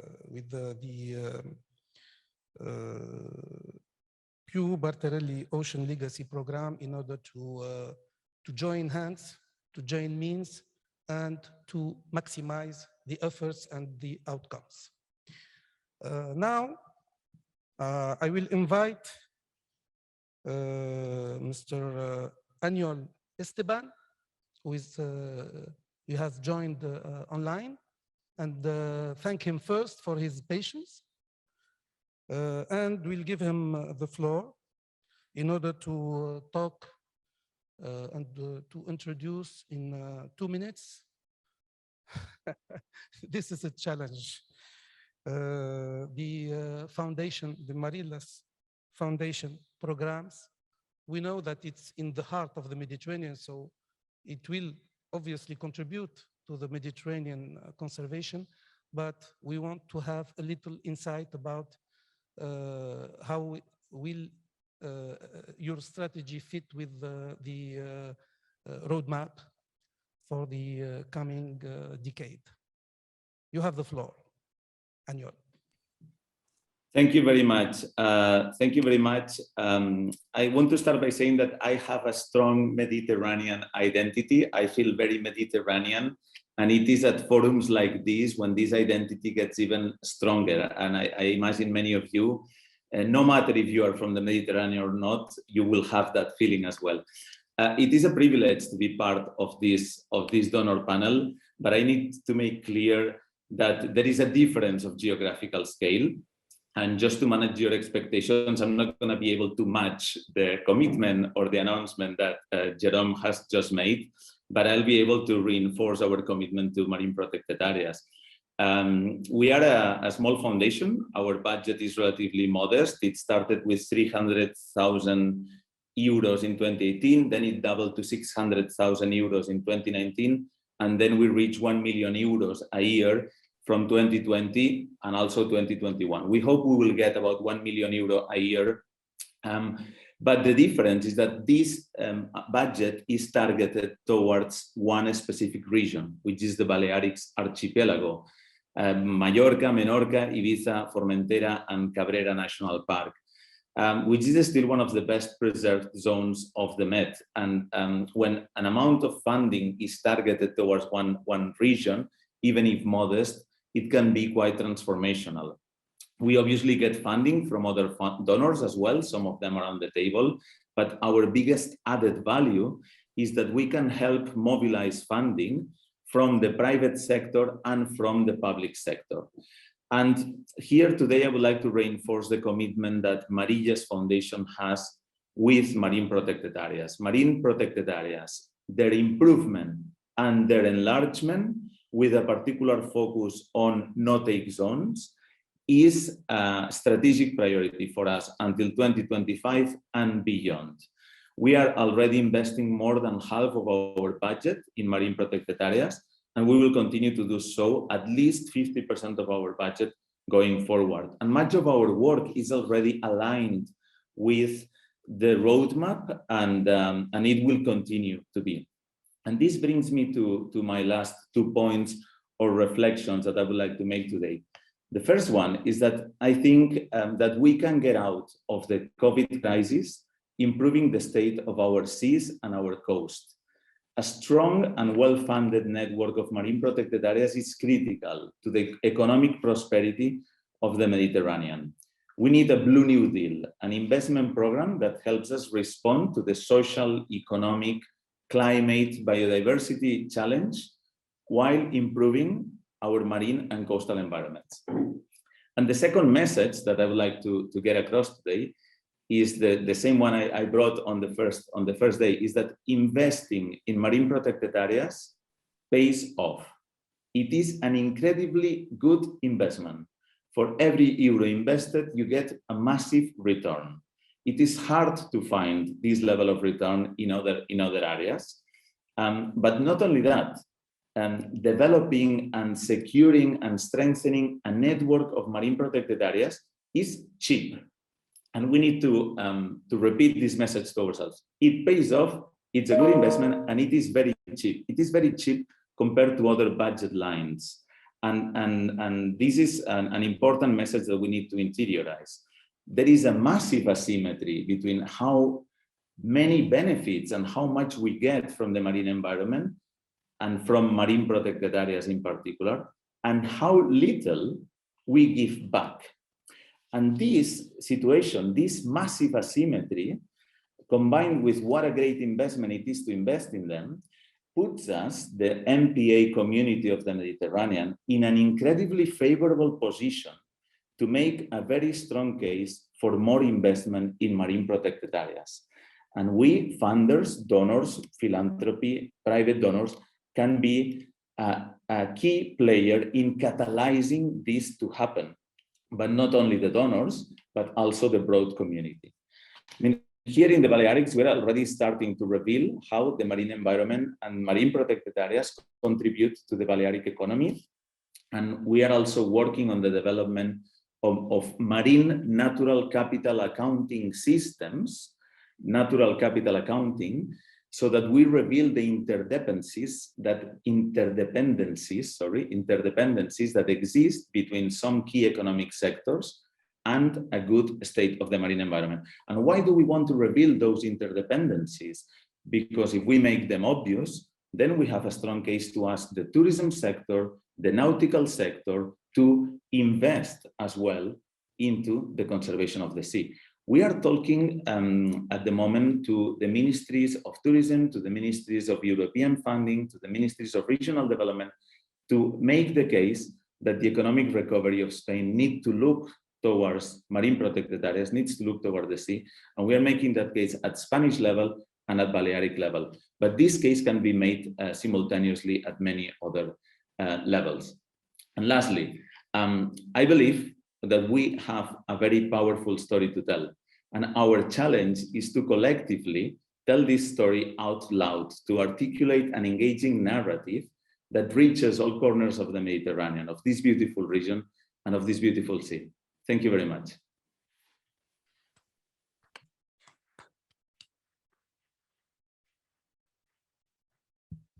Thank you very much, Anyo.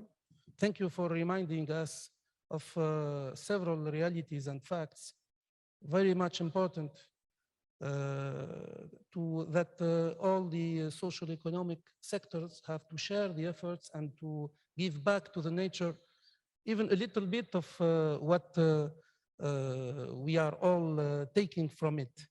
So I think that it's important that we keep in touch, that we share all the good experiences and the good feedback from the actions and projects implemented in the Balearic archipelagos. And as the organizations have a mission and the objectives all over the Mediterranean basin. So we think that we have a bit to share and to exchange in this field. So maybe, I don't know, Furi, if we can get one or two comment from the floor, from the hotel or online before to step back. And we keep you with us and we see. So is there any intervention or even a comment, question? No? Yeah. Sounds good. Okay. Is there from the Novotel assistance something? Someone who asked for the floor or from No one is the online? No one is asking for the floor, Khalil, on our side for now. I think after the coffee break, people have charged the batteries.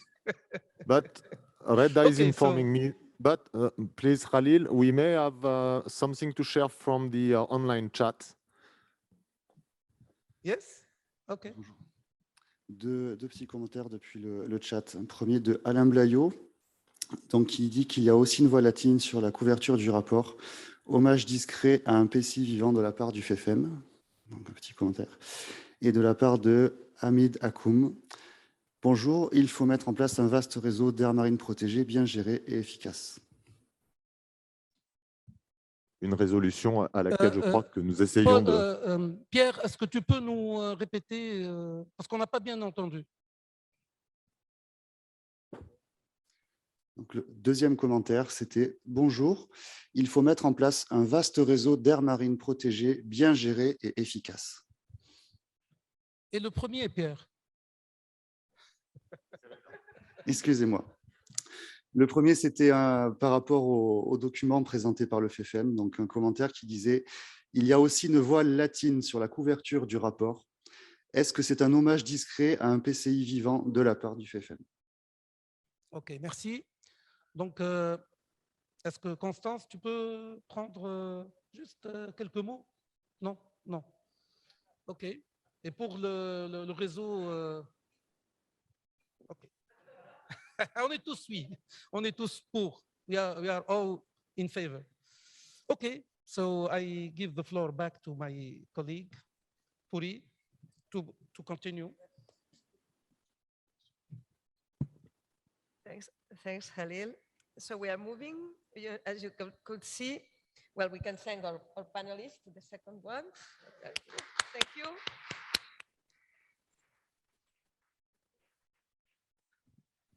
And we go to the third sub-panel that is just online, the people participating, and we are very glad that they can do it. So as you can see, we have moved from examples at the national level, from the private sector philanthropy, and so that even if it was national level, doesn't mean that the action was put only at national level, it was put in the Mediterranean. All of them have action in the Mediterranean. But now we will move to two main actors of the multilateral donor collective, and one is the Global Environmental Facility, and the other one is the European Commission. So the first speaker of the panel is Christian Severin. He's the Senior Environmental Specialist at the GEF Secretariat. So Christian, the floor is yours. Thank you so much. I hope you can hear me. It's good to be back in Monaco, even though it's virtual. Really nice to see so many colleagues that are working hard to achieve what we're all working towards here. So, I mean, it's been very clear to us that over the last 4 years, when we wrote up the last strategy, we get funding in four-year periods. MPAs, of course, were in our strategy, but we were not anticipating the amount of MPAs being, funding going to that. And it's been very clear countries are stepping up the game, not only in the region of this we're talking about today, but globally. So that's fantastic that it's getting part of the political narrative and that it's getting actually moving political agendas to have more, and there's simply a demand from the populations around the world to have more MPAs. So that's something that makes me very happy. And I think that's one of the stepping stones that we need to move this agenda forward. What we just heard around the Med Fund, and it's just sweet music to my ears, and I guess everybody in the room. I mean, more donors are here, more partners, the private sector is engaged, and it's all stakeholders. It's not only about, one gender or the other gender, but everybody is on board here. And I think that's something that's extremely important. Traditionally, I mean, there has been certain parts of natural resources that's been managed primarily by men or women for that matter. But I think if we are going to achieve success in this, it is crucial that we make sure that everybody is involved. We cannot simply get to where we want to go if we only focus on one part of society. So I mean, that's something that is very clear to me, and it's becoming more and more clear as we see projects successfully being implemented. I just want to make a short step into the global scene here. You may have heard that the GF also funded not only the Met Fund, the precursor and the current status we're in right now, but we also included funding into the Blue Nature Alliance. It was $25 million that then leveraged another $100 million, all real cash financing. That ultimately will be delivering 1.2 billion hectares to protect it. That's substantial impact. And this is, it's just to show that it's not a lot of money if you bring it down. It's 125 million, but you can actually achieve something really instrumental if you put the money in the right places. So what's important to me here is that the MPA work, it is not only about conservation, right? It's not only about making sure that the sea is nice and blue and welcoming. To me, it's something that's much more central here. It's about, as I just said, identifying all the different stakeholder groups, and also making sure that this is about economic activities and economic sectorial activities. Because if we keep on just pitching this as an environmental issue, we will lose, right? It's important is that we talk about the local economic opportunities, job opportunities, creating opportunities locally to make sure that people can live there. Identifying what is the economic valuation of these systems. It's not just a fish or a coral reef, but it's about it has a euro value, a dollar value, and when that becomes clear, then we can lift it in to become part of the financial ministerial's work. So and that's when it becomes something we can actually manage, right? And we get the politicians' attention. That hopefully then it's going to lead to climate change resilience, protection of the land-based infrastructure, which is one of the things that sometimes is forgotten because we focus on what's in the sea, right, and what's in the ocean. But if we start making that chain reaction into, if we protect our coastal and also our further away ecosystems, through marine protection, we will actually, indirectly also ensure long-term insurance of our land-based infrastructure. And that's when you get to the real big economic, the big numbers. And as was said before, source to sea. It is impossible for us to succeed in managing the ocean, also protect it, if we do not look upstream, if we do not make sure to stem the pollution, not only plastic, it's very visible, but I'm more afraid actually of pollution from agriculture, from cities, from villages and so forth. That's what we need to stem.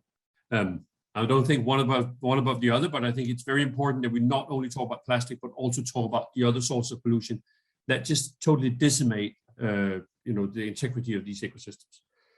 So it's important, of course, we need to keep on doing what we're doing. It's about biodiversity. It is about fisheries. It's about recreation and restoring, of course, but it's also about those economic, making sure we integrate and activate economic sectors that are involved here. And that, of course, it comes to the end that if we want to make sure, if we don't protect, if we don't get to the 30 by 30, or hopefully even before that, the social cohesion, the cultural identity that the ocean always has been giving us, for all oceans around the world, but particularly for the Mediterranean, I think then there will be nothing that we can give to the next millennia, right? So I think it's just very important to remember that at the end of the day, it's about the identity, it's about the social cohesion, and it's about creating opportunities. So, I mean, thank you so much for the work you're doing. We will continue to have marine protected areas as part of our next set of strategies that's going to hopefully be approved here 1st of July next year. So with that, thank you so much. Sorry to run over time, but it's good to see everybody again. Thank you.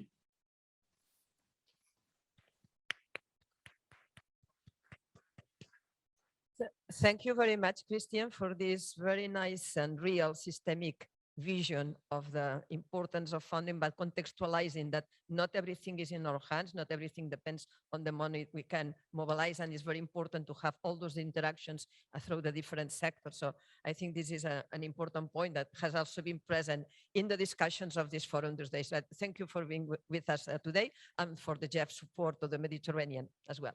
So now I'm glad to invite Vedran Nikolic, that he's from the Nature Protection Unit of the European Commission, the DG Environment. And Vedran has been with us in other editions of the Mediterranean meetings, so we are very glad to have you online.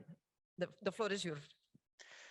Thank you, Puri. Good morning to all participants, both online in Monaco. It's really a pleasure to be with you again in another edition of the forum.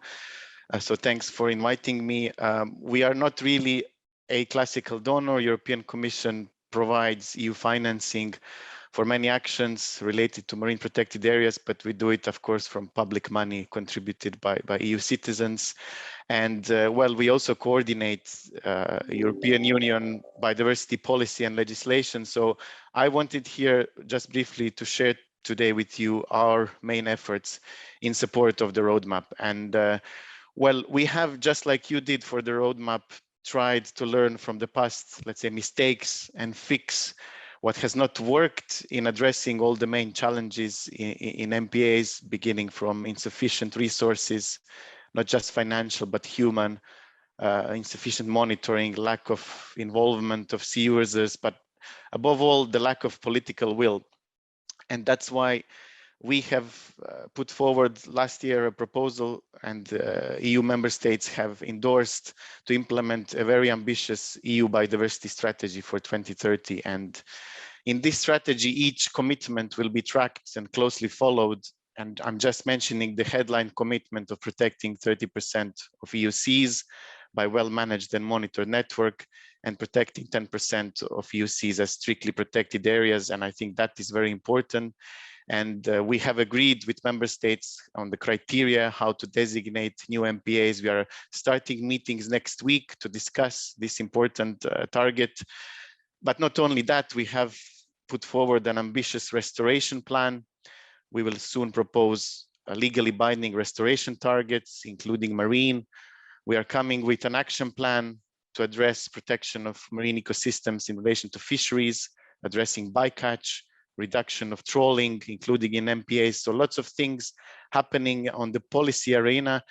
And of course, we hope to lead by example in international discussions. So we hope that all countries across the Mediterranean as well will join us in achieving this ambitious goal. But of course, with more ambition, there needs to be more funding, not just the governance, but really money flowing towards all these actions. And just wanted to recall today that the EU budget for the next 7 years is unlocking really unprecedented funds for biodiversity. There is an agreement that by 2027, 10% of annual EU budget will go towards biodiversity. And if you add to that 30% that should go for climate, and if you bear in mind that annual EU budget is something above 150 billion euros, that is a lot of money for biodiversity, including for marine biodiversity. So it means funds aimed primarily for EU member states, like our regional maritime fisheries funds, our LIFE program, which just got a boost, which is being used for MPA management now. But I wanted also to highlight the research budget. We still need to underpin the expansion of MPAs to 30% and their management with solid science. So our research budget, Horizon Europe, is starting a new mission called Restore Our Oceans, Seas and Waters, which will also include the role of MPAs. So that's a big pot of money. And of course, for non-EU countries, these funds are available, the research funds as well. There is currently calls on science-based maritime spatial planning and MPA designation. There's another call on mapping biodiversity and ecosystems with the focus on marine. So where to put the 30%, there is a call for projects that can be accessed by international partners. Sustainable Blue Economy Partnership and Blue Med Initiative, another one. And our continuous support to the Barcelona Convention, not to forget our collective EU and member states. We provide 85% of the core budget, also voluntary contributions through our development funds, neighborhood funds. We are currently having an EMAP MPA project. So this will all continue, but I cannot know by how much exactly we are increasing funding to match the ambition that I just recalled. So to finish, the gap in the Mediterranean is really big. We are still far away from reaching 30% and also 10% of strict protection. These are big ambitions, but even bigger challenges to secure financing for effective management. That's why we are stepping our support. And I wouldn't say I hope, but I would say that we must succeed. And next time we meet in the forum, we really must be able to see the tangible results of this collective funding streams that were mentioned by the previous speakers. So thank you very much.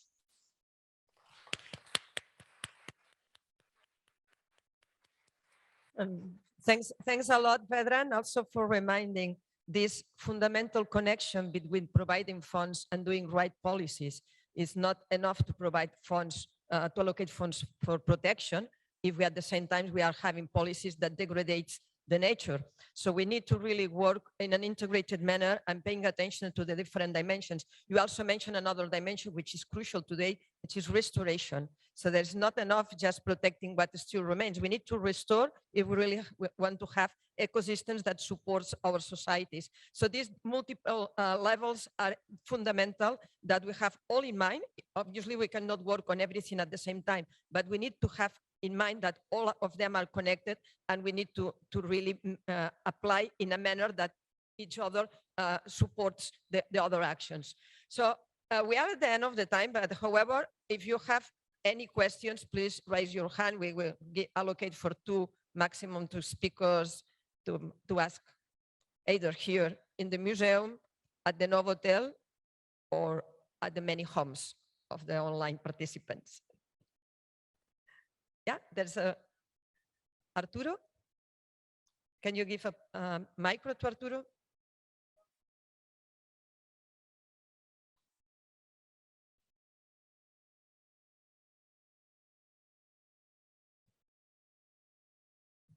Thank you very much. It's Arturo Lopez, a consultant from Spain.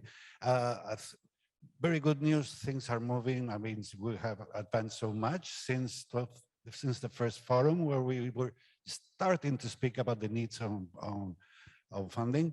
And the only actor I'm missing are the bilateral cooperation agencies.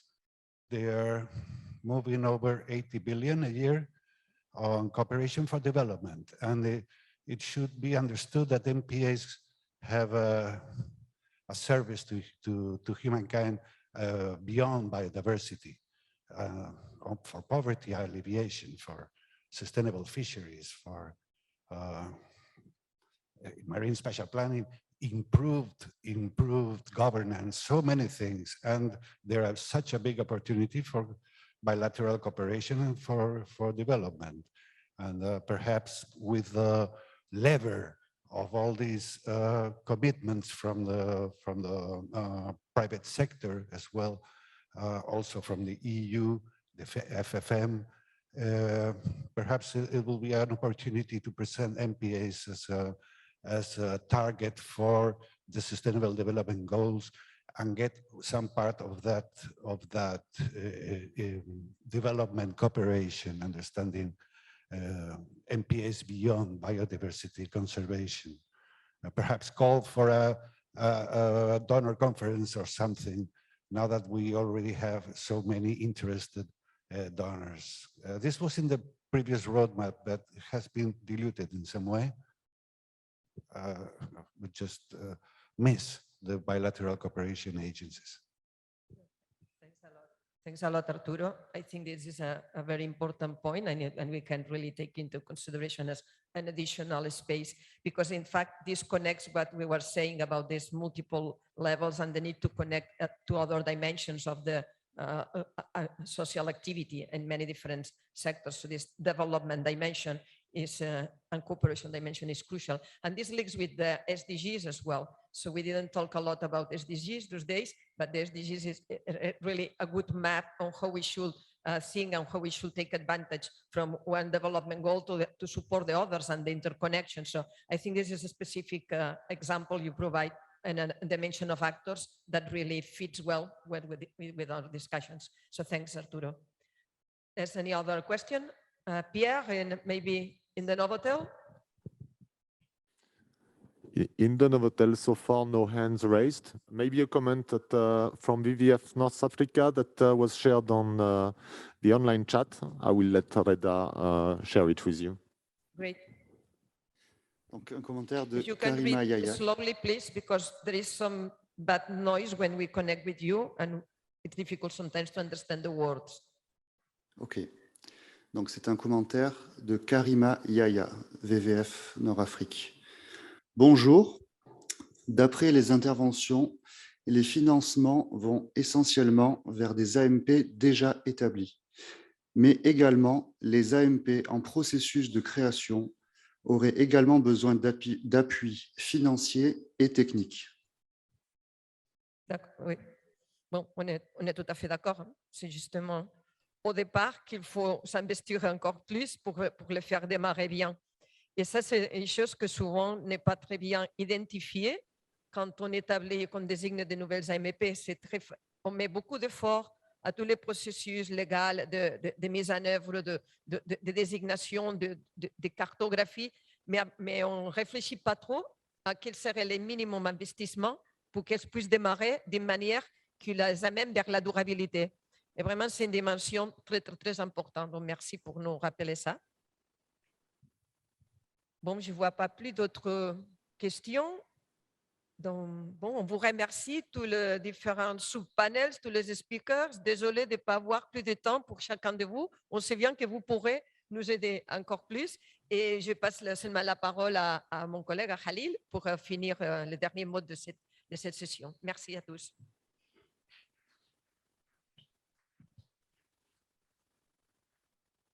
Merci beaucoup, Pourri.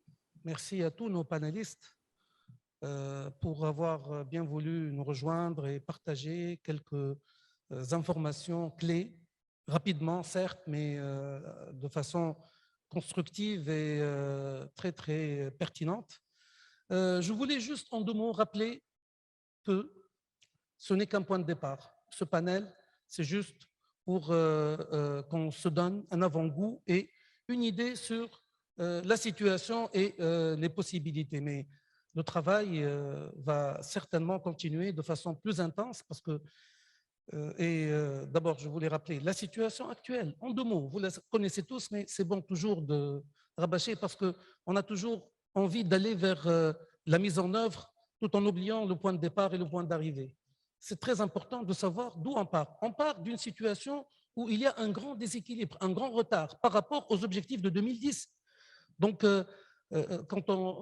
si vous avez regardé la carte des AMP qui existe en Méditerranée, vous allez voir que, du point de vue, bon, c'est vrai qu'il y a 8,4 ou 8,5 de couverture, mais à 90 et plus %, elles sont devant les côtes de l'Europe, il faut le dire.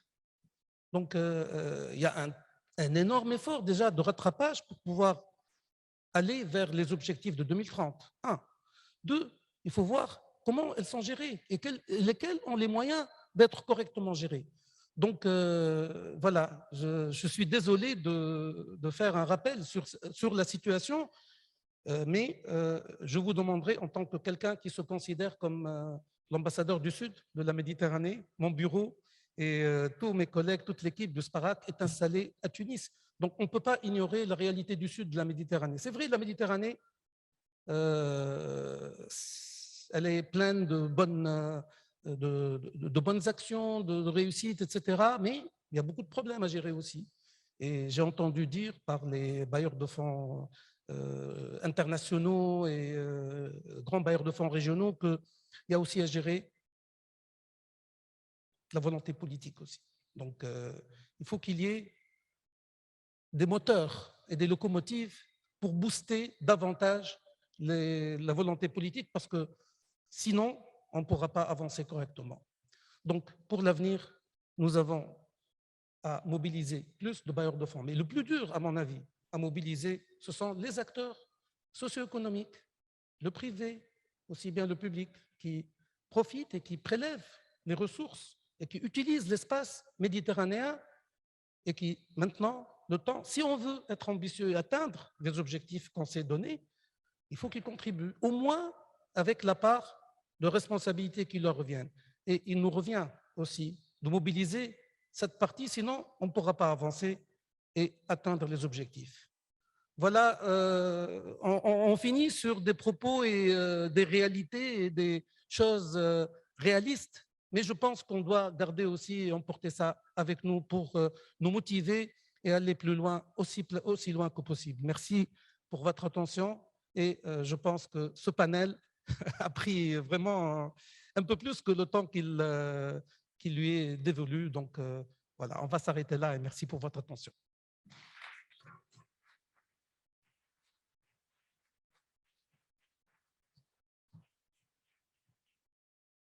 Merci beaucoup, Khalil. Donc, en parlant de motivation, on va continuer parce que vraiment, moi, en tout cas, ça m'a motivé de voir tous ces bailleurs de fonds, publics, privés, qui s'engagent. Et on va continuer dans la motivation pour le futur parce qu'on est là pour ça. Et donc, avec mon ami Giuseppe, on va animer maintenant ce qu'on appelle la session des engagements.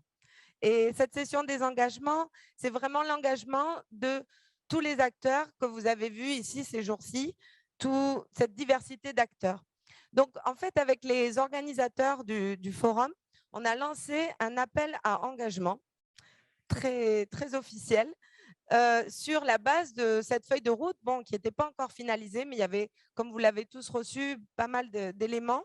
Et voilà, on a demandé vraiment à tous les participants du forum, online, au Novotel, au musée, ceux qui souhaitaient s'engager. Et je dois dire qu'on était très contents. On a reçu 27 engagements de différents acteurs qui travaillent à une échelle locale, nationale ou internationale dans 14 différents pays de la Méditerranée et même au-delà. On a même nos amis du Sénégal qui se sont engagés pour la Méditerranée aussi. Et on a parlé hier de ce lien entre notamment l'Afrique du Nord et le Sénégal qu'on pourrait bien créer sur les aires marines protégées. Au niveau de la diversité d'acteurs, on a reçu des engagements de 10 ONG, 4 organisations scientifiques, 3 organisations internationales, 3 gestionnaires d'aires marines protégées, 2 institutions gouvernementales, 2 acteurs du secteur privé, un bailleur de fonds et même des engagements personnels. Et je dois dire qu'au-delà de ça, bien sûr, les co-organisateurs sont tous engagés pour le futur. Et donc, pour cette session de clôture, étant donné le temps limité qu'on a aujourd'hui, on voulait vous présenter quand même un échantillon de ces différents acteurs pour vous montrer la diversité des engagements. Alors, cet échantillon, c'est 13 personnes qui vont parler là maintenant pour 2 minutes.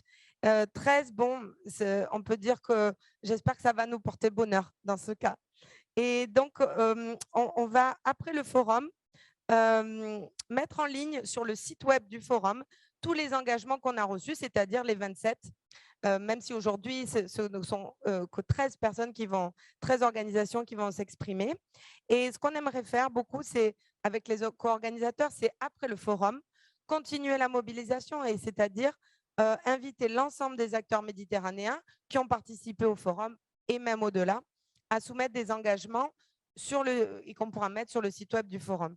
Et l'idée, comme on l'a vu ce matin, c'est ensuite de suivre ces engagements de manière assez régulière, de voir la progression de ces engagements. On pourrait même imaginer au futur forum dans 4-5 ans, des prix honorifiques pour ceux qui qui auraient progressé, et voilà, pour montrer aussi que de tous les côtés de la Méditerranée, l'ensemble des acteurs s'engagent.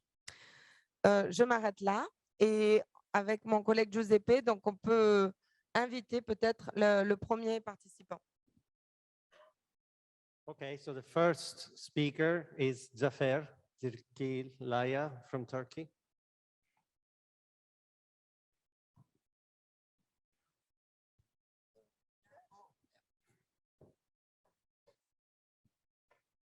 Hello, thank you, Marie. Thank you, Giuseppe. So as Mediterranean Conservation Society, the good news is I think we achieved a lot of commitments we want to give to you, because as of 2021, in Turkey, we established 5,000 hectares of fully protected areas and another 35,000 hectares of highly protected area within 5 giant MPAs.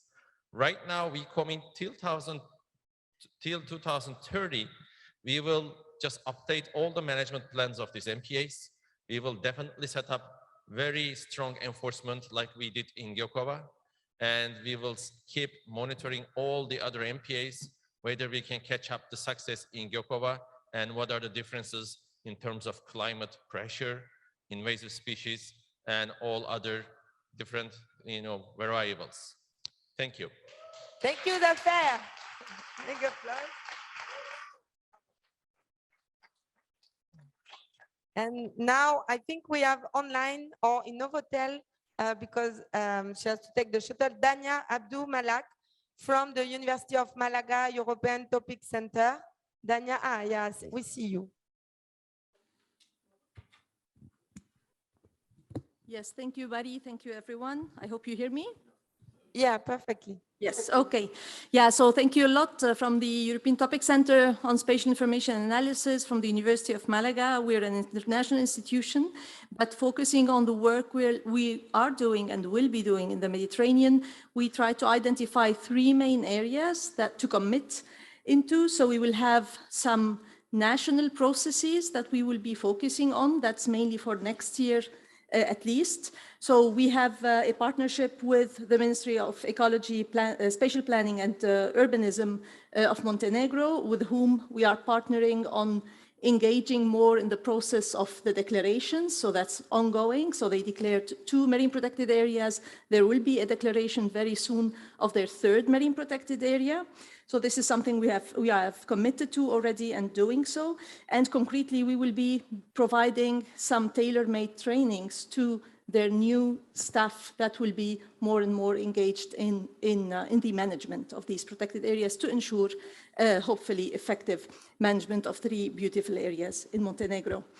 Then we go to transnational processes. So we have committed, yesterday we signed a memorandum of understanding with secretariat, the permanent secretariat of the Pelagos Sanctuary, and at least in 2022, we have committed with budget and clear actions that we will be doing. So we have signed the memorandum of understanding to implement or to support the implementation of their management plan and action plans that will take on for the next 5 years at least, where we will be developing clearly, supporting them, developing the knowledge base that's really needed as evidence for their prioritization of management and activities to focus on. We will be developing a baseline assessment on the major pressures on their most important biodiversity. We are identifying all of this together.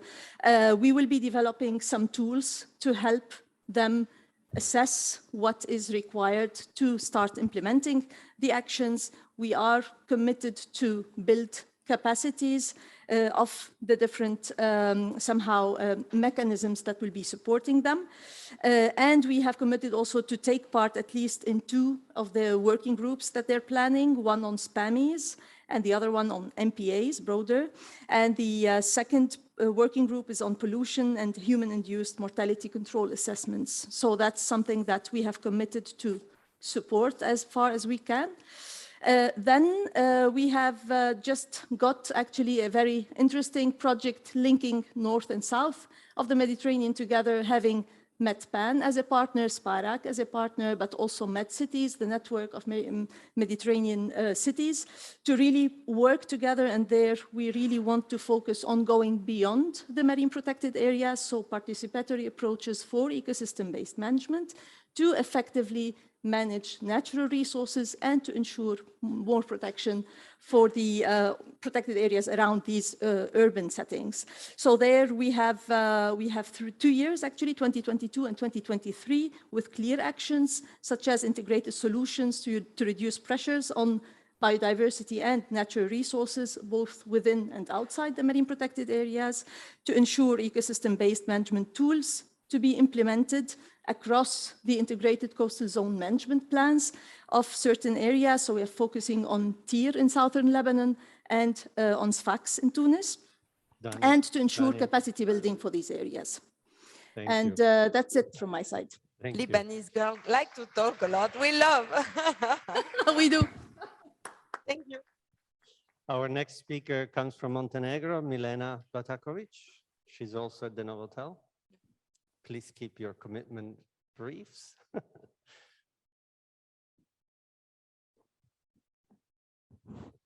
Good morning to everyone. First of all, I would like to remind us that at the last forum, at the closing session, Montenegro commit ourselves that we will proclaim 3 marine protected areas till the next forum. So we are now coming back with 2 proclaimed areas, and third one will be proclaimed during December. So I wish to all of us that we are coming back here by stating that we fulfill certain commitments that we presented during closing sessions. So first of all, recognizing the importance of the roadmap, I would like to state that Montenegro commit to update National Biodiversity Strategy in order to integrate newly adopted ambitions in relation to the new targets, and also to include ambitions in relation to MPAs, also in relation to ongoing amendment on the law on nature protection, to consider further needs for improvement in regards to MPA. We already have clear procedures when it comes to proclamation of MPAs, also when it comes to development and adoption of management plan, content of management plan, but we will see what else is needed from this legal point of view. Also, when it comes to maritime spatial planning, since we had very successful project, the Adriatic, that provide baselines for further planning of the activities in the marine environment in Montenegro, we will try to implement this in a spatial plan. We are intending to continue evaluating, gathering of the data for marine ecosystems, important habitats and species, in order to determine where are the other areas available for the protection when it comes to nature protection, especially in line with further plans to identify potential areas for the ecological network, future Natura 2000 sites. So we hope that we will find a way to further contribute to the goals that are set within the roadmap in this regard. regards. Since we proclaimed this area recently, our further efforts will be put on effective management, and in line with that, we will put efforts in capacity building of the manager of protected areas, public enterprise for coastal zone management, but also other institutions such as relevant inspections in Montenegro in relation to development of business plan, financial strategy, but also activities that are necessary for gathering for the surveillance and controlling of these particular areas. Also, we are planning to develop 3 management plans for those 3 areas, and also financial and business plans. I would like to say that we are also will strive and seek opportunities to develop and to implement other activities and recommendations from the roadmap. And in line with that, we are looking forward to cooperate with our partners, UNEP-MAP, RAXPA, MedFund, MedPan, and all others partners in the Mediterranean. Thank you very much. Thank you. Thank you very much, Milena. And now we stay in the Adriatic, and I would like to invite Genti Kromida from the INCA NGO in Albania, playing a great role on and involvement on MPA's management in Albania. You can go here. I didn't notice there is the mic. Thank you. Thank you, Marie. Thank you, Giuseppe, for this opportunity to show our commitment. As an NGO, we cannot promise miracles, but as a national NGO, we can do a lot to, of course, support and help and promote and organize activities together with our colleagues from the government and other stakeholders in achieving all these activities that are mentioned in the roadmap. Furthermore, we continue our efforts to build capacities of protected area managers, but also other stakeholders we are working with, being those fishermen, being the tour operators, but also other authorities that control marine activities. So we'll continue on doing capacity building activities with them. One important thing we are committing, we will continue our role in bridging the gap between government and other stakeholders. So we'll continue to play this role or putting together different stakeholders on discussing about how to address different issues related to marine environment. We will continue to provide our expertise in collecting and generating knowledge. So doing scientific research and helping in having the best knowledge to make decisions better. And last but not least, we will continue to be part of networks like MedPan or other structures to share experiences, to scale up things that coming from local or national level to Mediterranean level, or scale down best examples, best practices from the Mediterranean to our local perspective. Thank you.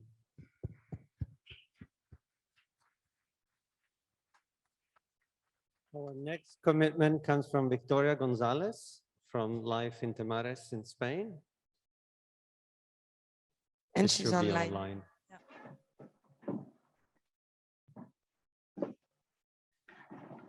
Good afternoon, everyone. Can you hear me? Yeah.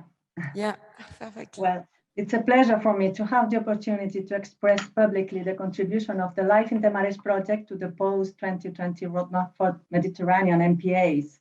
My name is Victoria Gonzalez, and I am the coordinator of the Intermares at the Biodiversity Foundation from the Spanish Ministry for the Ecological Transition and the Demographic Challenge. During the next 3 years, a broad range of actions will be implemented to achieve a network of efficiently managed marine Natura 2000 areas with the active participation of the sectors involved and research as the basic tool for decision-making. I will try to summarize the most relevant ones to the roadmap in 3 minutes. So first of all, capacity building. In the framework of a strategy produced in the project, training activities will be implemented in the next years, aimed at managers and stakeholders on different issues, such as participatory approaches, stakeholder engagement, conflict resolution, MPA planning, and fundraising, among others. Regarding participatory planning, the elaboration and approval of management plans for at least 44 sites will be carried out through participatory processes, many of them in the Mediterranean. Participatory planning processes are designed and implemented on a ad hoc basis for the elaboration and updating of management plans, and this includes the organization of multi-sectoral workshops. A guide to participatory processes has been published, which provides step-by-step guidance on how to implement this new model of participatory management. On governance, in the framework of another strategy produced, at least 5 demonstrative governance projects will be implemented.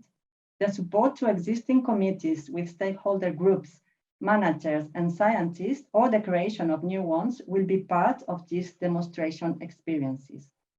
Regarding MPA network, the official approval of the master plan for the network of MPAs in Spain, expected next year, will be a milestone to reinforce gathering and coordination of managers of protected areas at different levels, including national and regional administrations. Also, new MPAs will be declared in the next years, at least 4 in the Mediterranean. Regarding financing, through the Intermares system implementing for financing the conservation of marine biodiversity in Spain, different funding options will be available for Mediterranean MPAs through national and EU financial mechanisms, including environmental, fisheries, and social public funds. Finally, about networking, participation in existing networks and events and support to international action in relation with MPA management will be continued at Mediterranean level and beyond. Thanks for the work and congratulations for the organizations of this interesting event. Thank you, Victoria. And now we stay online with Pericles Clôture from the Marine and Environmental Research Lab in Cyprus. Hi everyone, can you hear me? Hi. Yeah, perfectly. Hi, my name is Pericles Clôture, for those who don't know me. I'm representing the Marine and Environmental Research Lab in Cyprus, a research company that specializes in fisheries and marine environment. First, I would like to thank the organizers for this excellent event and for the opportunity to participate. And during the event, many interesting views and ideas have been raised, but the main achievement of the forum is that it brought all these people from multidisciplinary, diverse groups and different nationalities together. I strongly believe that in order to achieve an impact and protect the natural assets and livelihoods, it's necessary to work together, share examples, and coordinate and harmonize our efforts. Isolated efforts are more likely to lead to futile results. I wish that all inputs from the forum will be considered.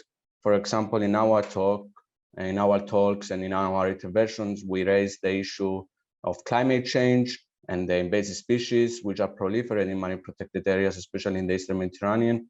And we called for measures and we called for consideration of those aspects of those issues on the roadmap. As a research enterprise, Marine Environmental Research Lab is committed in supporting monitoring research efforts and facilitate the translation of research results into policy making. Our vision is to propose novel interdisciplinary ideas for a more efficient and successful management of marine ecosystem assets and services. We have been involved in participating in monitoring key habitat species biodiversity, and we have close relationship with all the stakeholders, the authorities, the governmental bodies, the NGOs here, and with the collaboration of everyone, we wish to enhance our efforts to enhance our success stories and promote the establishment of more MPAs, strengthen national legislation and management, build capacity, and engage everyone in a responsible and science-based management for a better future. Thank you. Our next speaker is Assad Zahal from Lebanon.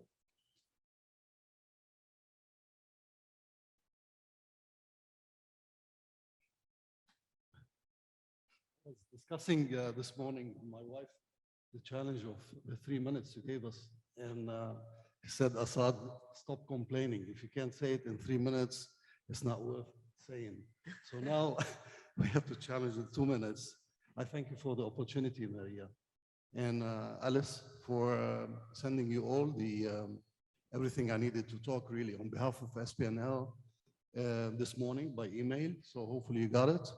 And I'll try to stick to the 2 minutes challenge by saying that SPNL in the last 4 decades have been working for protected areas. And I would like to think that in our partnership with the Ministry of Environment and other stakeholders, there is Lara, long-time old friend. We made the 6% to 8% coastal and terrestrial protected areas in Lebanon under very extreme situation, political and security and what have you. And now financial, added to it the virus that we all are sharing now because of our doing worldwide for the last 50, 60 years. Now we moved from what's my education is in a Western education and Western way of doing protected areas and national parks and nature reserves and what have you to Hima. And that's what I'll try to use for the rest of the 30 seconds. Basically for the people that they know about Hima, maybe they know about Satuyama in Japan or Himano in Mexico and South America, and lots of other things in Switzerland and the Mediterranean, community-based, nature-based solutions that our ancestors used for decades and centuries. The Hima is 1400 years old, and it is really common sense to use the Hima and other approaches like that because it's like this beautiful place we're convening in. It's like the church you built or the mosque. It's a bottom-up approach, and it's built on solid rock, resilient, and it talks to the 5 senses. It's a holistic approach, and of course, with the people. It's nature and people together, and if it worked for 1400 years, we better think why it works and how can we use it now to get out of the hole we got and we digged for our grave so fast in the last 50 years. So what I'm recommending and confirming on behalf of SPNL and the partners we have in Lebanon, the ministry, I hope, and everybody, all the stakeholders, is also to concentrate on Humat al-Hima for the next strategy. Absolutely, we're in SPNL and our partners in the different municipalities, because this is done by SPNL with the local communities. And thanks also again for the Ministry of Environment, Lara in specific, for helping us put it in the law, the 4 protected areas. So Hima is there, the community-based conservation. We've been able to save in the last 15 years, 26 protected areas with communities, fishermen, hunters, farmers, etc. And please don't forget, we need to reflect with Mediterranean, the 5 senses, the hugs, we can't do it now, but hopefully soon, and the technology, linking the tradition and culture to artificial intelligence. For heaven's sake, it's happening. I thought I gotta remove this bloody mask very soon, but it seems like we're heading to be using next year a helmet with oxygen and what have you, like space people. I'll stop here. Thank you. Congratulations. Thank you for everything. Thank you, Azad. Thank you very much. And now we move to the Novotel with Maher Marjoub from IUCN Med.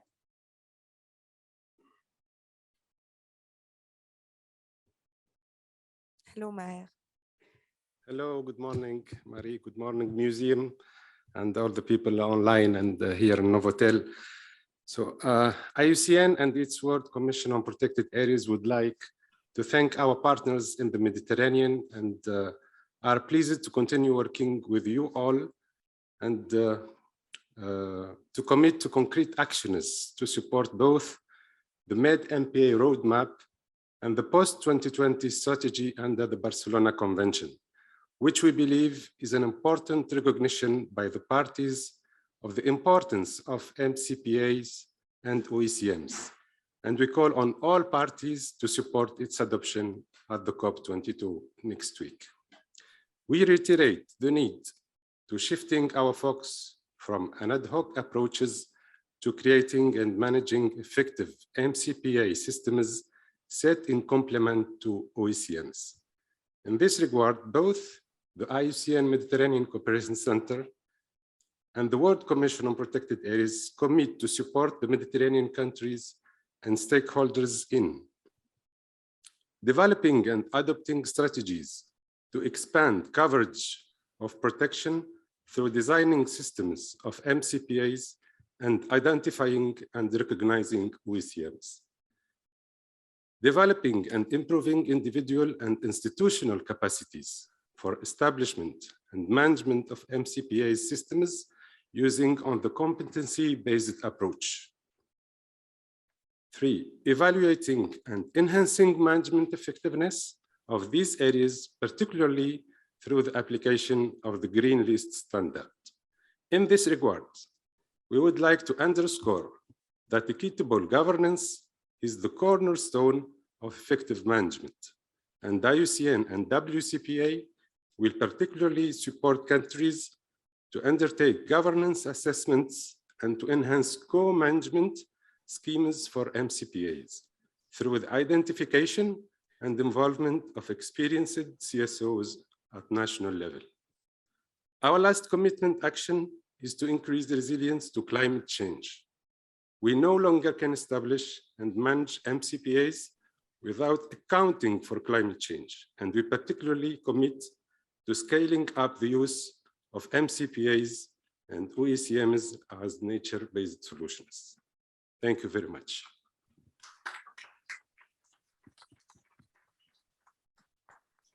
Thank you, Maher. Our next speaker is Samantha Makovac from Strunjan in Slovenia, also from Novotel.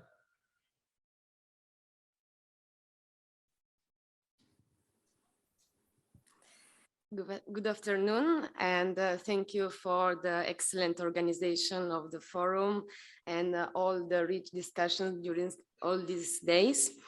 As the managing authority of the Mpa Landscape Park Strunjan, we are willing to implement some of the key recommendations in the post-2020 roadmap into practice.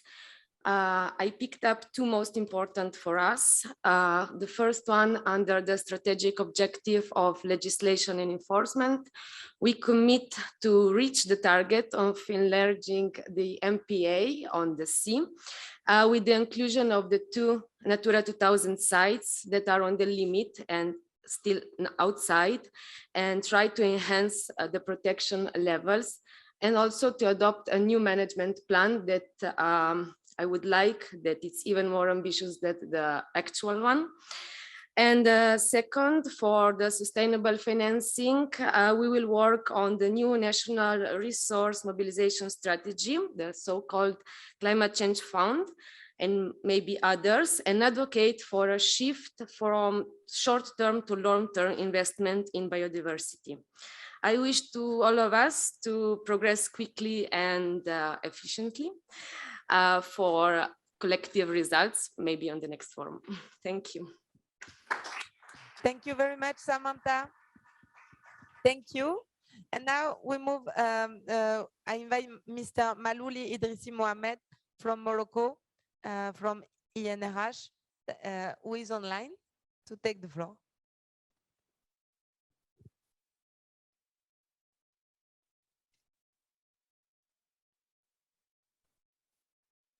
Mr. Malouli, can you hear us? Perfect, thank you. Welcome.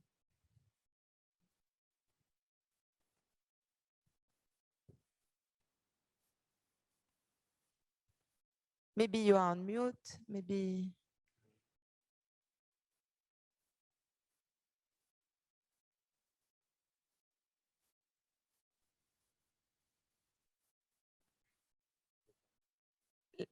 Yeah, maybe we get, peut-être qu'on peut revenir après. Les techniciens, il est. Ok, mais le son est. Ah, ça ne marche pas. Ah bon, d'accord. Alors peut-être on revient après à vous, Monsieur Malouli. Et no, to you, Giuseppe, I think no. Yeah, the next speaker is Snape Robin from. Ah, yeah, Monsieur Malouli. Vous nous entendez?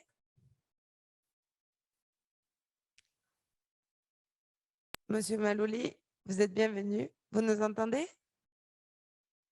Vous m'entendez? Oui. Ah bon, très bien. Ben voilà, on vous invite à donner votre engagement et pour cette feuille de route Et vous avez 2 minutes et on vous voit très bien. Mais j'étais coupé par connexion, j'ai pas entendu avant. Ah ben, écoutez, donc on a reçu votre engagement et voilà, on vous invite à nous parler de cet engagement pendant 2 minutes. Excusez-moi, le temps il est très court, on est déjà bien en retard, mais allez-y, allez-y. Non, merci beaucoup de m'avoir donné cette occasion de présenter mon engagement personnel en tant que coordinateur scientifique du Maroc au comité scientifique de la Commission générale de la pêche pour la Méditerranée, coordinateur des programmes scientifiques de la recherche halieutique en Méditerranée et l'engagement de mon institut de recherche national de recherche halieutique pour le développement et la mise en œuvre des AMP en Méditerranée marocaine et même participer à la mise en œuvre et le partage de l'expérience marocaine avec les autres collègues des autres rives. Comme j'ai cité dans mon engagement, la Méditerranée, il est en grande souffrance. Ça, je le dis et je le répète. Presque toutes les ressources halieutiques exploitées sont en surexploitation, plus que 90%. Les petits pélagiques, les espèces démersales, les espèces littorales, toutes les espèces, tous les stocks sont en majorité en surexploitation. Si on n'arrive pas à sortir des mesures fortes et en particulier créer des vraies aires marines protégées, je pense qu'on ne va pas s'en sortir pour l'avenir de notre Méditerranée. Le Maroc, il est engagé à travers les différents départements qui participent dans la création des aires marines protégées, notamment les départements de la pêche maritime et de l'environnement en particulier et d'autres départements, à travers l'agence des eaux et forêts qui est notre coordinateur auprès du CARASPE et d'autres organismes, à travers énormément de sensibilisation auprès de la communauté locale et des ONG. Nous veillons d'une manière très approfondie à la mise en œuvre de la feuille de route, de votre feuille de route qui est très complète, qui est vraiment intéressante. Maintenant, il faut qu'on travaille à l'application, à avoir des actions concrètes au terrain. Nous sommes en grande attente et nous sommes très optimistes d'ici 2030 d'avoir, allez, on dit pas 30%, c'est un peu ambitieux pour nous, mais on va arriver à un pourcentage qui est assez important pour préserver nos ressources. Merci beaucoup.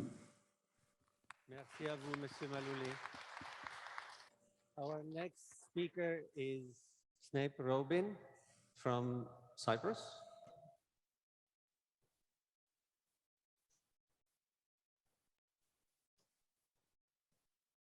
Hello, everyone. My name is Robin Snape, and I'm a research fellow at the University of Exeter. I'm based in Northern Cyprus, where I'm a committee member on the Society for Protection of Turtles, SPOT. Big thank you to Marie and Giuseppe for inviting me to the stage. In the Turkish Republic of North Cyprus, there are already 5 MPAs. They cover about 30% of the coast. So already we have reached the target of 30%. And these MPAs are, they have management plans which are incorporated into the national legislative process. But unfortunately, they're not fully implemented.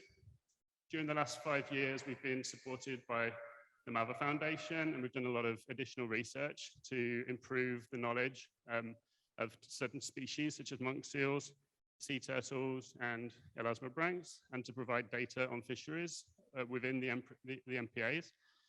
And we've been working on advocacy with a dedicated advocacy officer to get to know the legislative process and to try to provide influence on that process to improve the situation.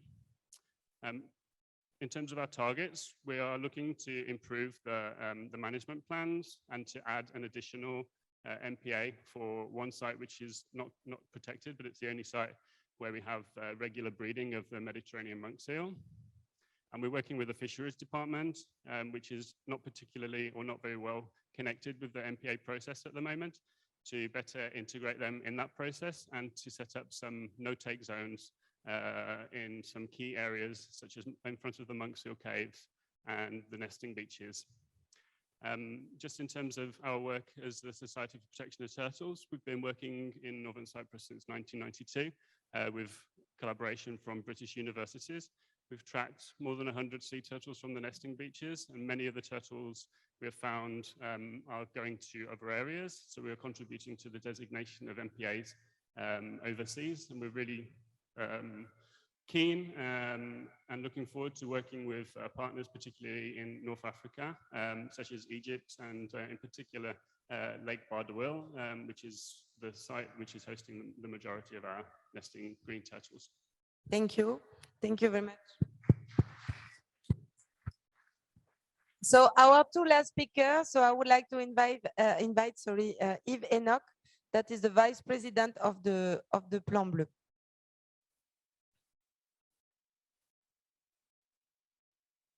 Thank you very much, Marie. Thank you to the forum, and thank you for giving us the floor as a regional activity center from the same family as Sparac. As a general rule, Plan Bleu will intensify its efforts towards the integration of environmental protection into the private sector daily activities. And I think this is key, and I heard Riley's remark regarding this very worrying MPA existence gap between the north, the south, and the east. More specifically, in close collaboration with Sparac, Maritime, and all its partners, including ACOBAMS, Plan Bleu will contribute to integrate MPAs and OECMs, the debate that we had, needs and achievements in and from different blue economy sectors, activities, more particularly aquaculture, cruises, and recreational boating. Plan Bleu will contribute to build the capacity in regard to MPA's socioeconomic impacts, contributing to MPA's and OECM's socioeconomic and ecological benefits. Then to finish, Plan Bleu's Environment and Development Observatory will contribute as a pan-Mediterranean information platform to developing the socioeconomic ecological indicators, towards contributing to the standardization of MPA benefits assessment. Thank you very much.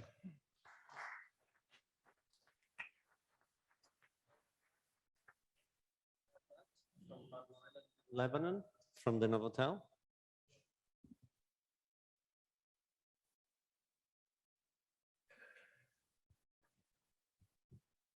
Amer Aya.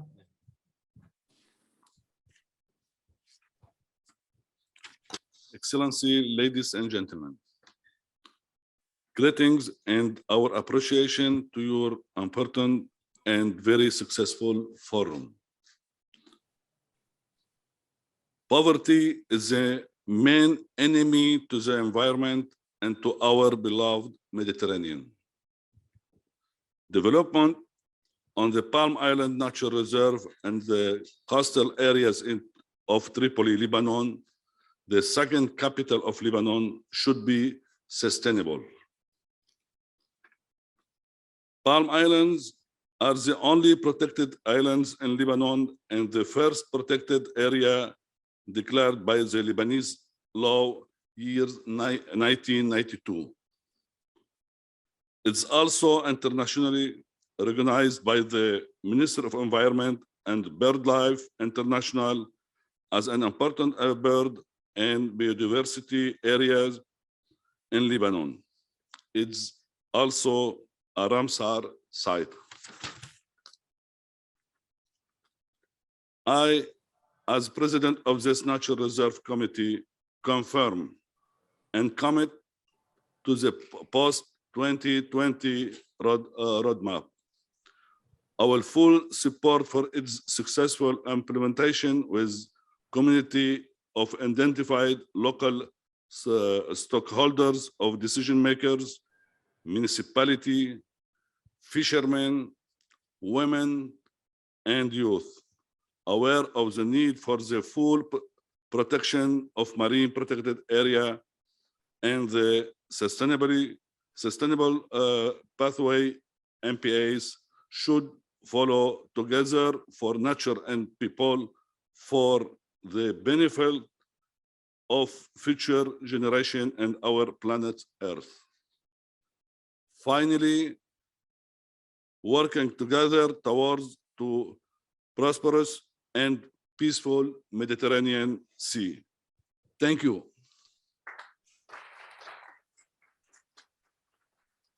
Thank you very much, Amer, and thanks to all of you and also all of you that send the commitment that we will put on the website. Thank you very much. So now I think we go to the closing part. Unfortunately.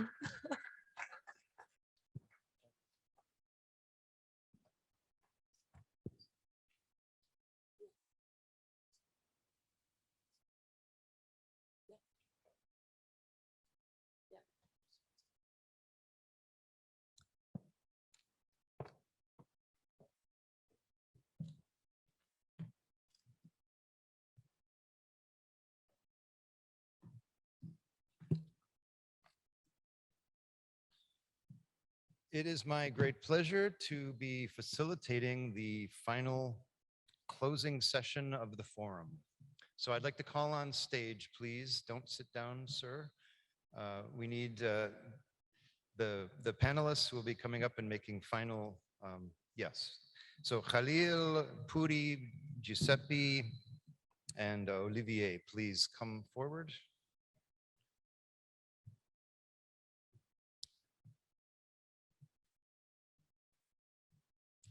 Puri Canals.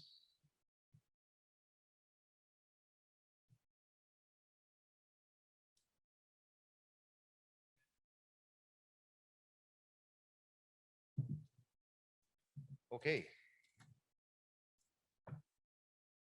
Thank you all. We're going to have some closing remarks. And we're going to start with Puri, so please.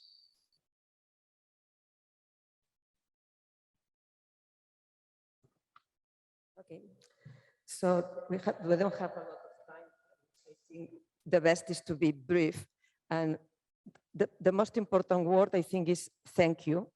Thank you to all of you that made possible to have this forum. And I think there's something nice that happened here. And the first thing is that initially we were in the polarity, whether it's better to have it online, to have it present face-to-face. And at the end, we have demonstrated that we're not only two options. They were not about black or white. There was black, white, black and white, and even diversity, because we have been here and we have been at the Novotel, and we had done a lot of work in advance. So I think this is the approach we should continue having, which is looking at all the possibilities that are infinite. They are not only one or two, just because we had this in the tradition. So this is one of the lessons learned during the days of this forum and all the preparation of this forum. So I think this is important to keep in mind. Other things that for me have been important is that as Mediterranean community, we anticipate other international processes that are very important. And it's not, I'm not saying this in a competitive manner, just saying that normally the Mediterraneans, we have been at the behind and very far away. And now we are working in an interactive process with other processes worldwide and providing our input. So, and obviously we will adapt the final results to the other, the Barcelona Convention and the CBD. But I think this is important as a community to be aware that we have been on time for once in life, maybe, but maybe we change our way of doing things.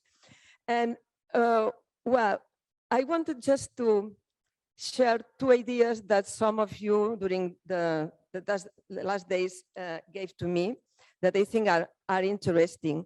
One is connecting the commitments with the roadmap in a very specific identification of the place in which the commitment is making reference, is responding to the specific objectives. So if we really collect of those commitments and we put at the right place, and then we can have such a an action plan. It's more than a roadmap.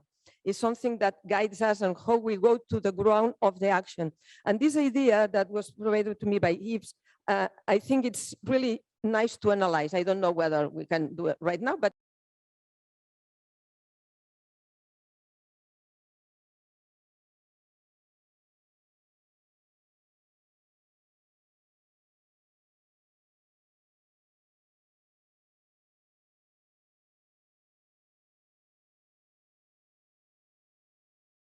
was created by us as a community.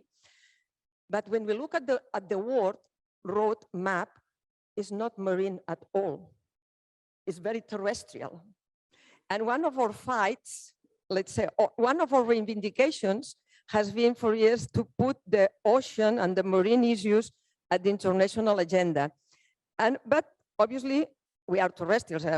Even if we work on the marine, we move on land and we apply the same concepts, the same ideas. But someone gave to me an idea that I really love and I want to share. It's not to change right now the title, don't worry, the team, but it's about maybe in the future doing a nautical chart for the Mediterranean. And why a nautical chart? Well, because this is a map that depicts the configuration of the shoreline and the seafloor. So that means there's not just 2 dimensions, it's 3 dimensions. It looks the water depths at the location of dangers for navigation, and also the location of characteristics of aids for navigation, for anchorages, and other features. So in fact, the nautical chart is key for safe and efficient navigation. And it would be nice if we begin to talk with ocean language to the world and show the way that the ocean provides much more resources than we used to see. We used to think in 2 dimensions. The ocean shows that there's another one.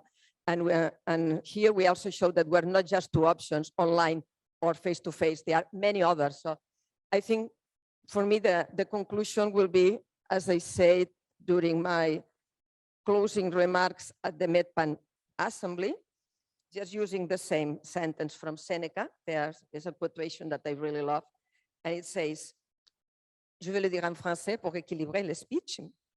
Ce n'est pas parce que les choses sont difficiles que nous n'osons pas, c'est parce que nous n'osons pas qu'elles sont difficiles. Et je pense que ce forum démontre justement ça. Et ça ne veut pas dire qu'on soit tous d'accord à tout ce qui a été dit, mais on est tous là pour mettre nos contributions et pour trouver les points de connexion avec les autres. Et je pense que ça a été bien démontré. Et en tout cas, s'il y a quelque chose que ça ne vous paraissait pas du tout parfait, excusez-nous, on va le faire mieux la prochaine fois. Mais en tout cas, merci beaucoup et see you soon. Thanks.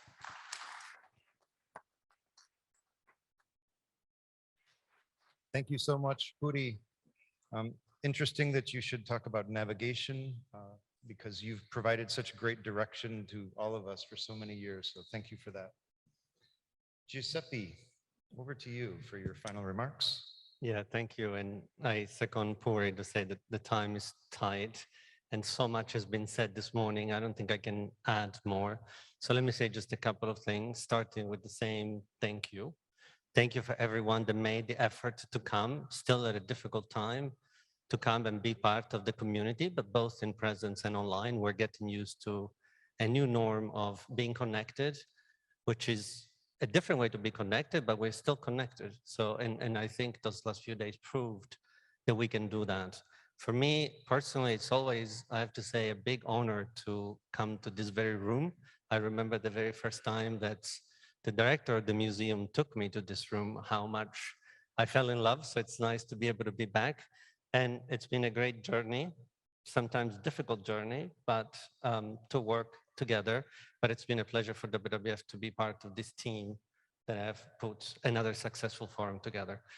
A couple of things that I want to share about what I'm living with, I guess, after a couple of days. And it's been a long time we haven't been together, and despite many conversations, much we take from when we are together as a community for a couple of days. The first thing is frustration. I tend to get overly frustrated when I don't see that change comes fast enough. And I think that despite our best efforts, despite the best science, despite the political commitment, we still are not where we should be in terms of protecting our sea, in terms of protecting the oceans. And sometimes, as a person, I think about that a great deal. I think about how do we overcome the challenge to move at a faster pace. And I think about the commitments we take.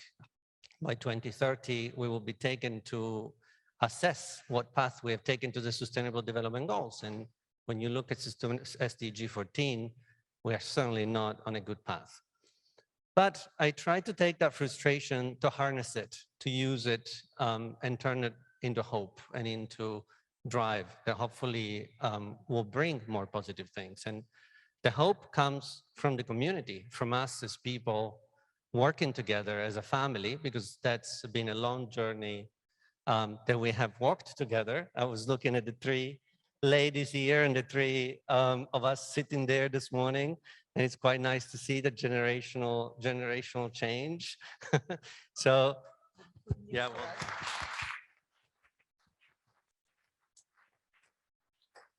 Well, so that gives me hope, and the fact that we have oceans as high as ever on the global agenda, with 3 big conferences coming next year. And I'm also proud, as Puri said, that for once the Mediterranean is not the underdog. We actually anticipated the time, and it's a pleasure to enjoy a little win sometimes. So I think I live here with just 2 things, but certainly the fact that the energy that this community is able to generate beyond the effectiveness, beyond the finance, beyond everything else will take us to where we, I think, commonly see that we want to see the Mediterranean, hopefully in a very near future. Thank you. Thank you. Thank you. Thank you. Thank you so much for those inspiring words, Giuseppe. So now we'd like to hear from Khalil Atia, the director of Sparac. Thank you, Charles. I will be more audacious than Giuseppe, and I will call Claudia Siena, Suzanne Gallon, and Asma Khriji up here to be applauded by all of us. Please come.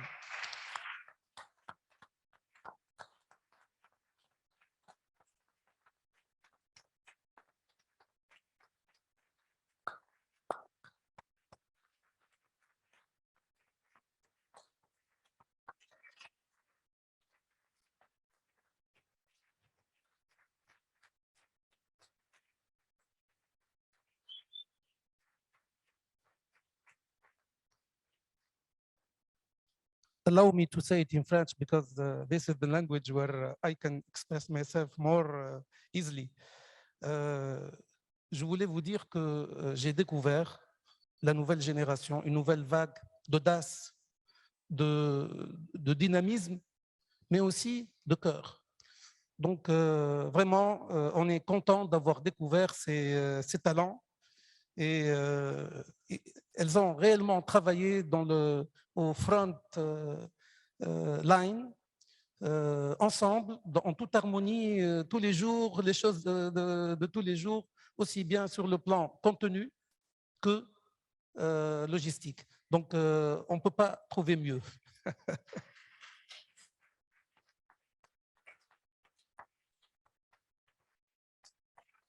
Je voudrais faire un petit clin d'œil à mon ami de longue date, pour lui dire que la Méditerranée, quand même, elle a fait pas mal d'initiatives avant les autres. Et je citerai uniquement la Convention de Barcelone. Le plan d'action pour la Méditerranée, c'était le premier plan d'action pour une mer régionale et la Convention de Barcelone a été signée juste après, donc 1975. Le plan d'action, mais tout de suite après, la nécessité d'une convention, et c'était la première convention de mer régionale. Donc la Méditerranée est capable du meilleur, je ne dirais pas du pire. Donc je vais partager avec vous quelque chose qui m'a marqué dans l'un des ateliers dans lequel, bon, on n'est pas toujours disponible pour participer dans les ateliers du début jusqu'à la fin, mais j'ai participé dans un atelier qui m'a marqué parce qu'on a discuté des PSA et des OECMs, les autres mesures de conservation efficaces par zone. Et ce qui m'a frappé, c'est ce qu'on a discuté. On a dit que si on va trop compter et trop espérer des autres mesures de conservation efficaces par zone, et on ne va pas continuer à pousser pour les AMP, on ne devrait pas attendre jusqu'à 2030 pour arriver aux objectifs tracés. Donc, restons pieds sur terre et travaillons sur les AMP et well-connected MPAs, parce que c'est ça qui va protéger réellement les écosystèmes et les espèces menacées et en danger. Et ça, je l'ai porté dans le cœur et je l'ai dit avec mon cœur.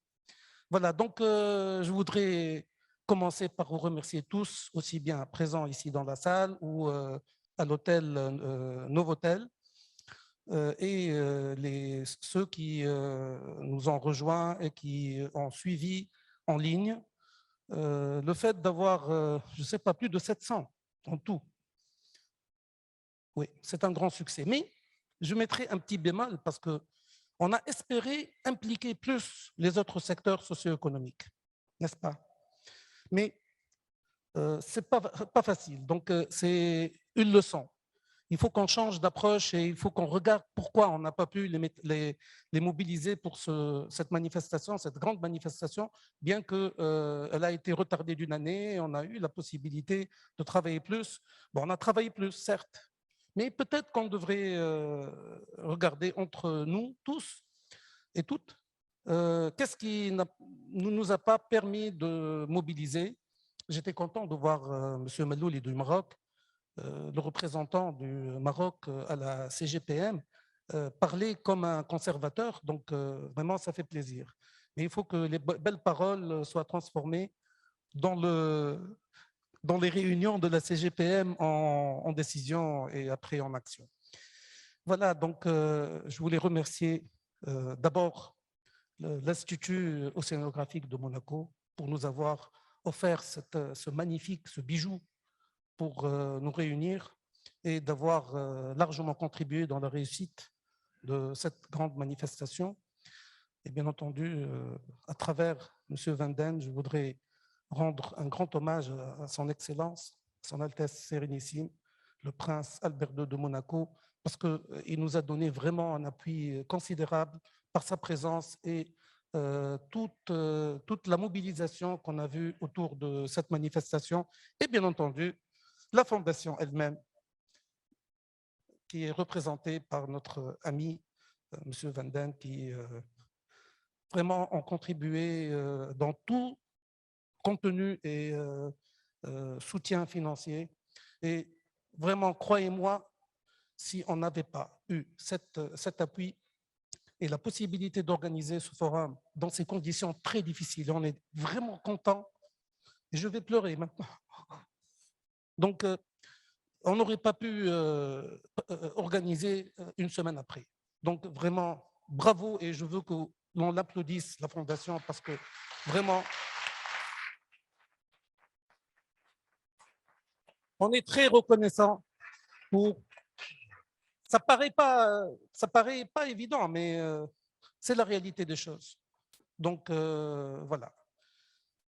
Avec ça, je dirais que un petit mot pour l'avenir, the way forward, que c'est un milestone, une borne kilométrique dans notre avancée, et tout le travail reste à faire. Et j'espère que la prochaine édition, la 4e, je pense qu'on pourrait la faire dans 4 ans. Hein. Il faut laisser un peu de temps pour qu'on puisse faire un peu l'évaluation à mi-parcours.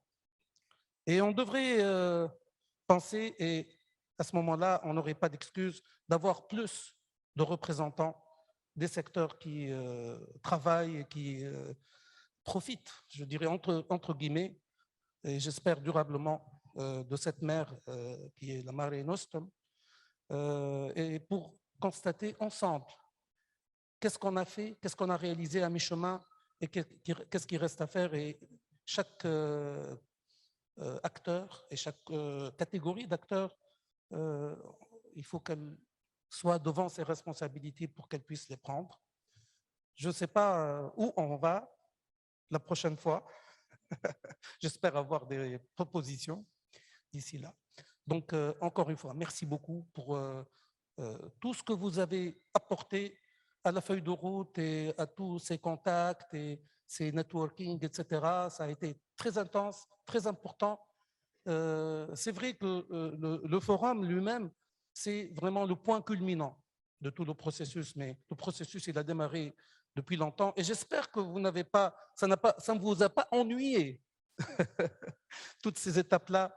Et voilà, merci beaucoup et j'espère vous donner rendez-vous dans 4 ans avec des résultats concrets et tangibles. Merci pour votre attention.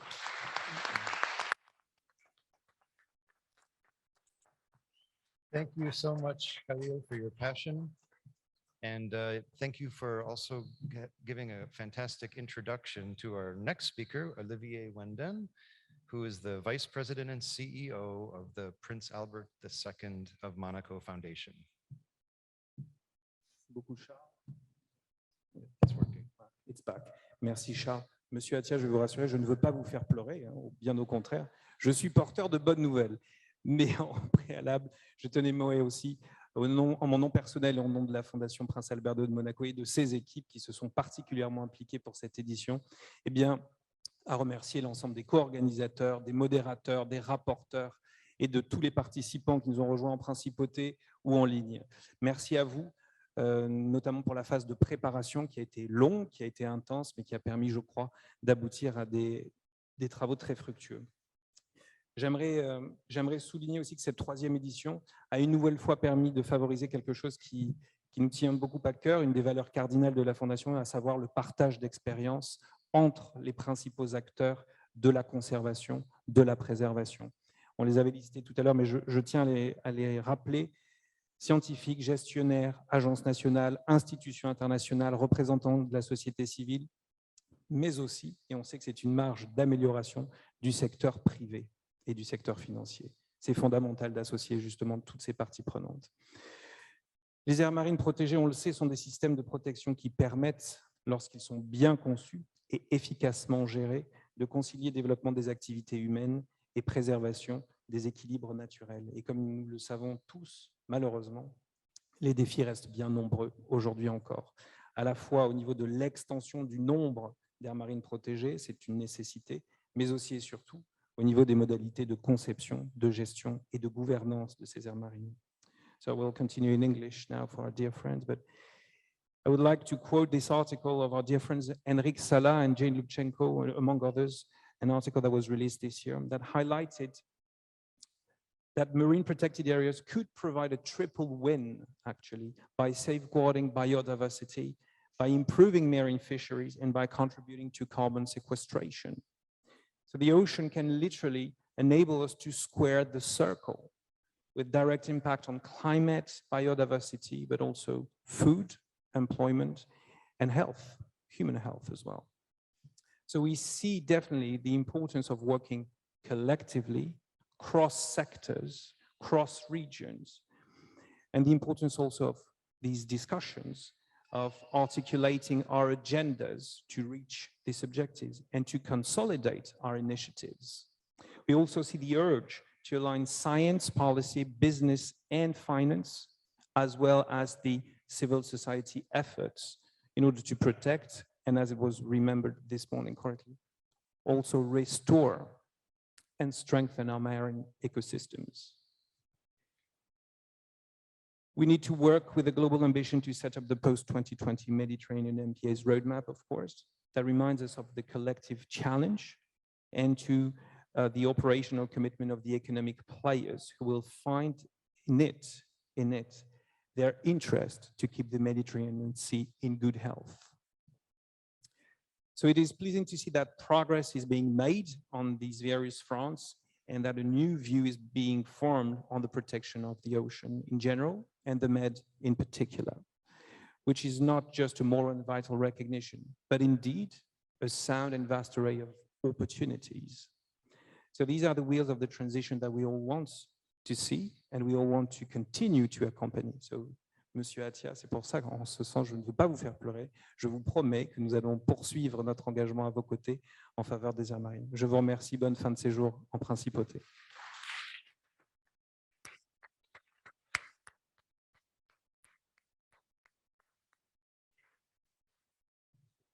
Thank you so much, Olivier, and thanks for all the support from the Prince Albert II Foundation.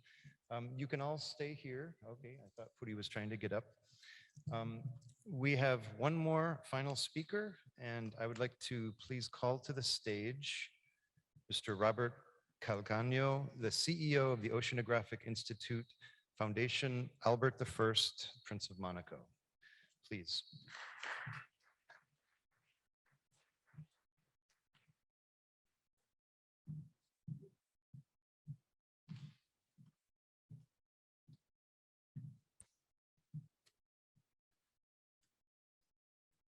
Merci Charles Besançon. Je suis Robert Calcagno, le directeur de l'Institut océanographique et du musée océanographique de Monaco. Et en tant qu'hôte de ce forum des aires marines protégées de Méditerranée, c'est mon grand plaisir de dire ce mot terminal. Et pour cela, je voudrais tout d'abord vous dire que l'Institut océanographique et plus largement la principauté de Monaco ont été vraiment très heureux d'accueillir ces discussions intenses, de très haut niveau, collaboratives, qui ont associé tous ces acteurs de la société qu'Olivier Venden rappelait, et que c'était un grand bonheur de tous vous retrouver ici pendant ces 3 jours. Alors, il est aussi de mon plaisir de remercier et de féliciter les 4 organisateurs de ce forum des aires marines protégées de Méditerranée. Je vais me permettre de les citer un par un et de vous demander de les remercier et applaudir une dernière fois. En premier lieu, Mpa, Madame Purificio Canals.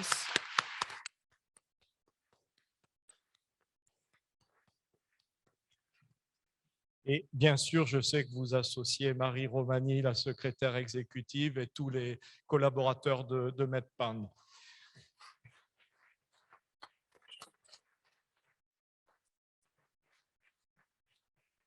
Nous avons bien sûr le Mediterranean Action Plan, Sparac, et je voudrais signaler et remercier M. Khalil Attia.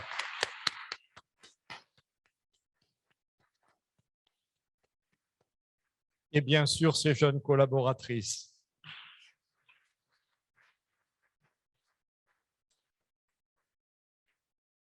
Bien entendu, le WWF et mon ami Giuseppe Di Carlo.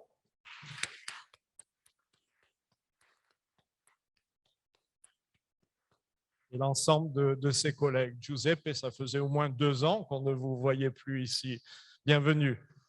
Et puis, le 4e partenaire qui m'est particulièrement cher, la Fondation Prince Albert II. Et je voudrais saluer et merci d'applaudir M. Olivier Venden, vice-président exécutif.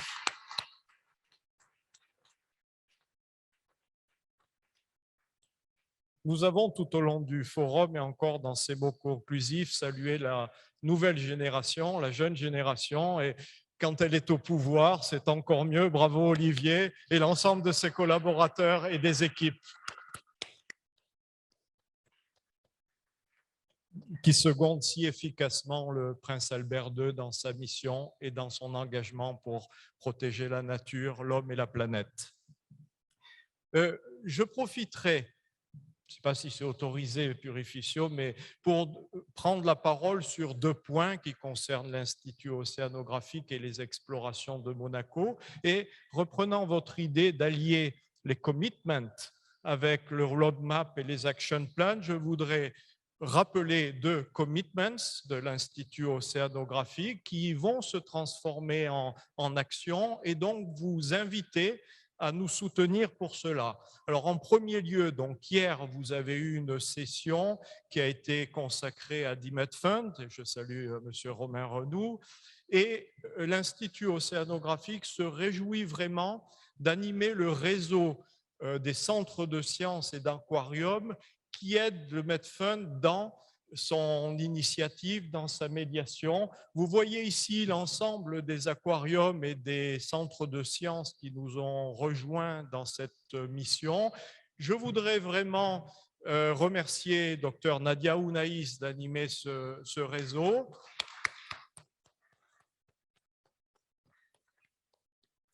Et inviter vraiment les personnes dans la salle au Novotel et que nous suivent digitalement à essayer de continuer à enrichir et à renforcer ce réseau. Donc, s'il vous plaît, contactez Nadia Ounaïs si vous voulez nous rejoindre et nous aider dans cette mission. Le deuxième commitment, action et invitation que je voudrais vous transmettre, c'est les missions des explorations de Monaco. Monaco a créé il y a quelques années une société qui s'appelle les Explorations de Monaco et dont l'administrateur directeur est ici présent dans la salle. Il s'agit de M. Gilles Bessereau. Bravo Gilles et merci. Et si en 2022, nous consacrerons nos efforts sur l'océan Indien, à partir de 2023 et 2024, les explorations de Monaco sont en train de concevoir une grande mission tout autour de la Méditerranée. Nous nous situerons donc avant le prochain forum des aires marines protégées et je voudrais en quelque sorte vous protéger. Quand le forum vous invite tous à se rassembler dans un endroit, ben là, les explorations de Monaco viendront vous visiter, viendront tout autour de la Méditerranée et en particulier dans sa rive sud, se déplacer, aller visiter les aires marines protégées, les mettre en valeur, apporter du soutien.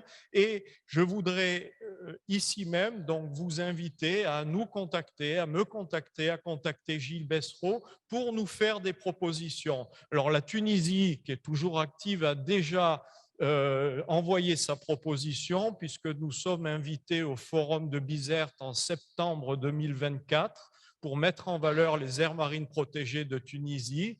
Mais j'invite ici tous les représentants des aires marines protégées à nous faire des propositions et nous essaierons de combiner tout cela. Son Altesse Sérénissime, le prince Albert II de Monaco, nous a indiqué son soutien à cette initiative. J'espère qu'il pourra accompagner certains stops, certaines missions. En tout cas, nous lui proposerons. Et donc, merci de nous faire parvenir vos propositions. Et maintenant, permettez-moi de terminer ce propos en signalant simplement un extrait de la feuille de route que son Altesse Sérénissime, le prince Albert II, donne à l'Institut et où il nous rappelait une action isolée a peu de chances de produire un impact. Mais si la participation est collective, et c'est ce que vous avez fait pendant ces 3 jours, tout devient possible. Et peut-être, pour reprendre les mots de Purificio, tout devient facile également. Donc, merci beaucoup à vous toutes et tous.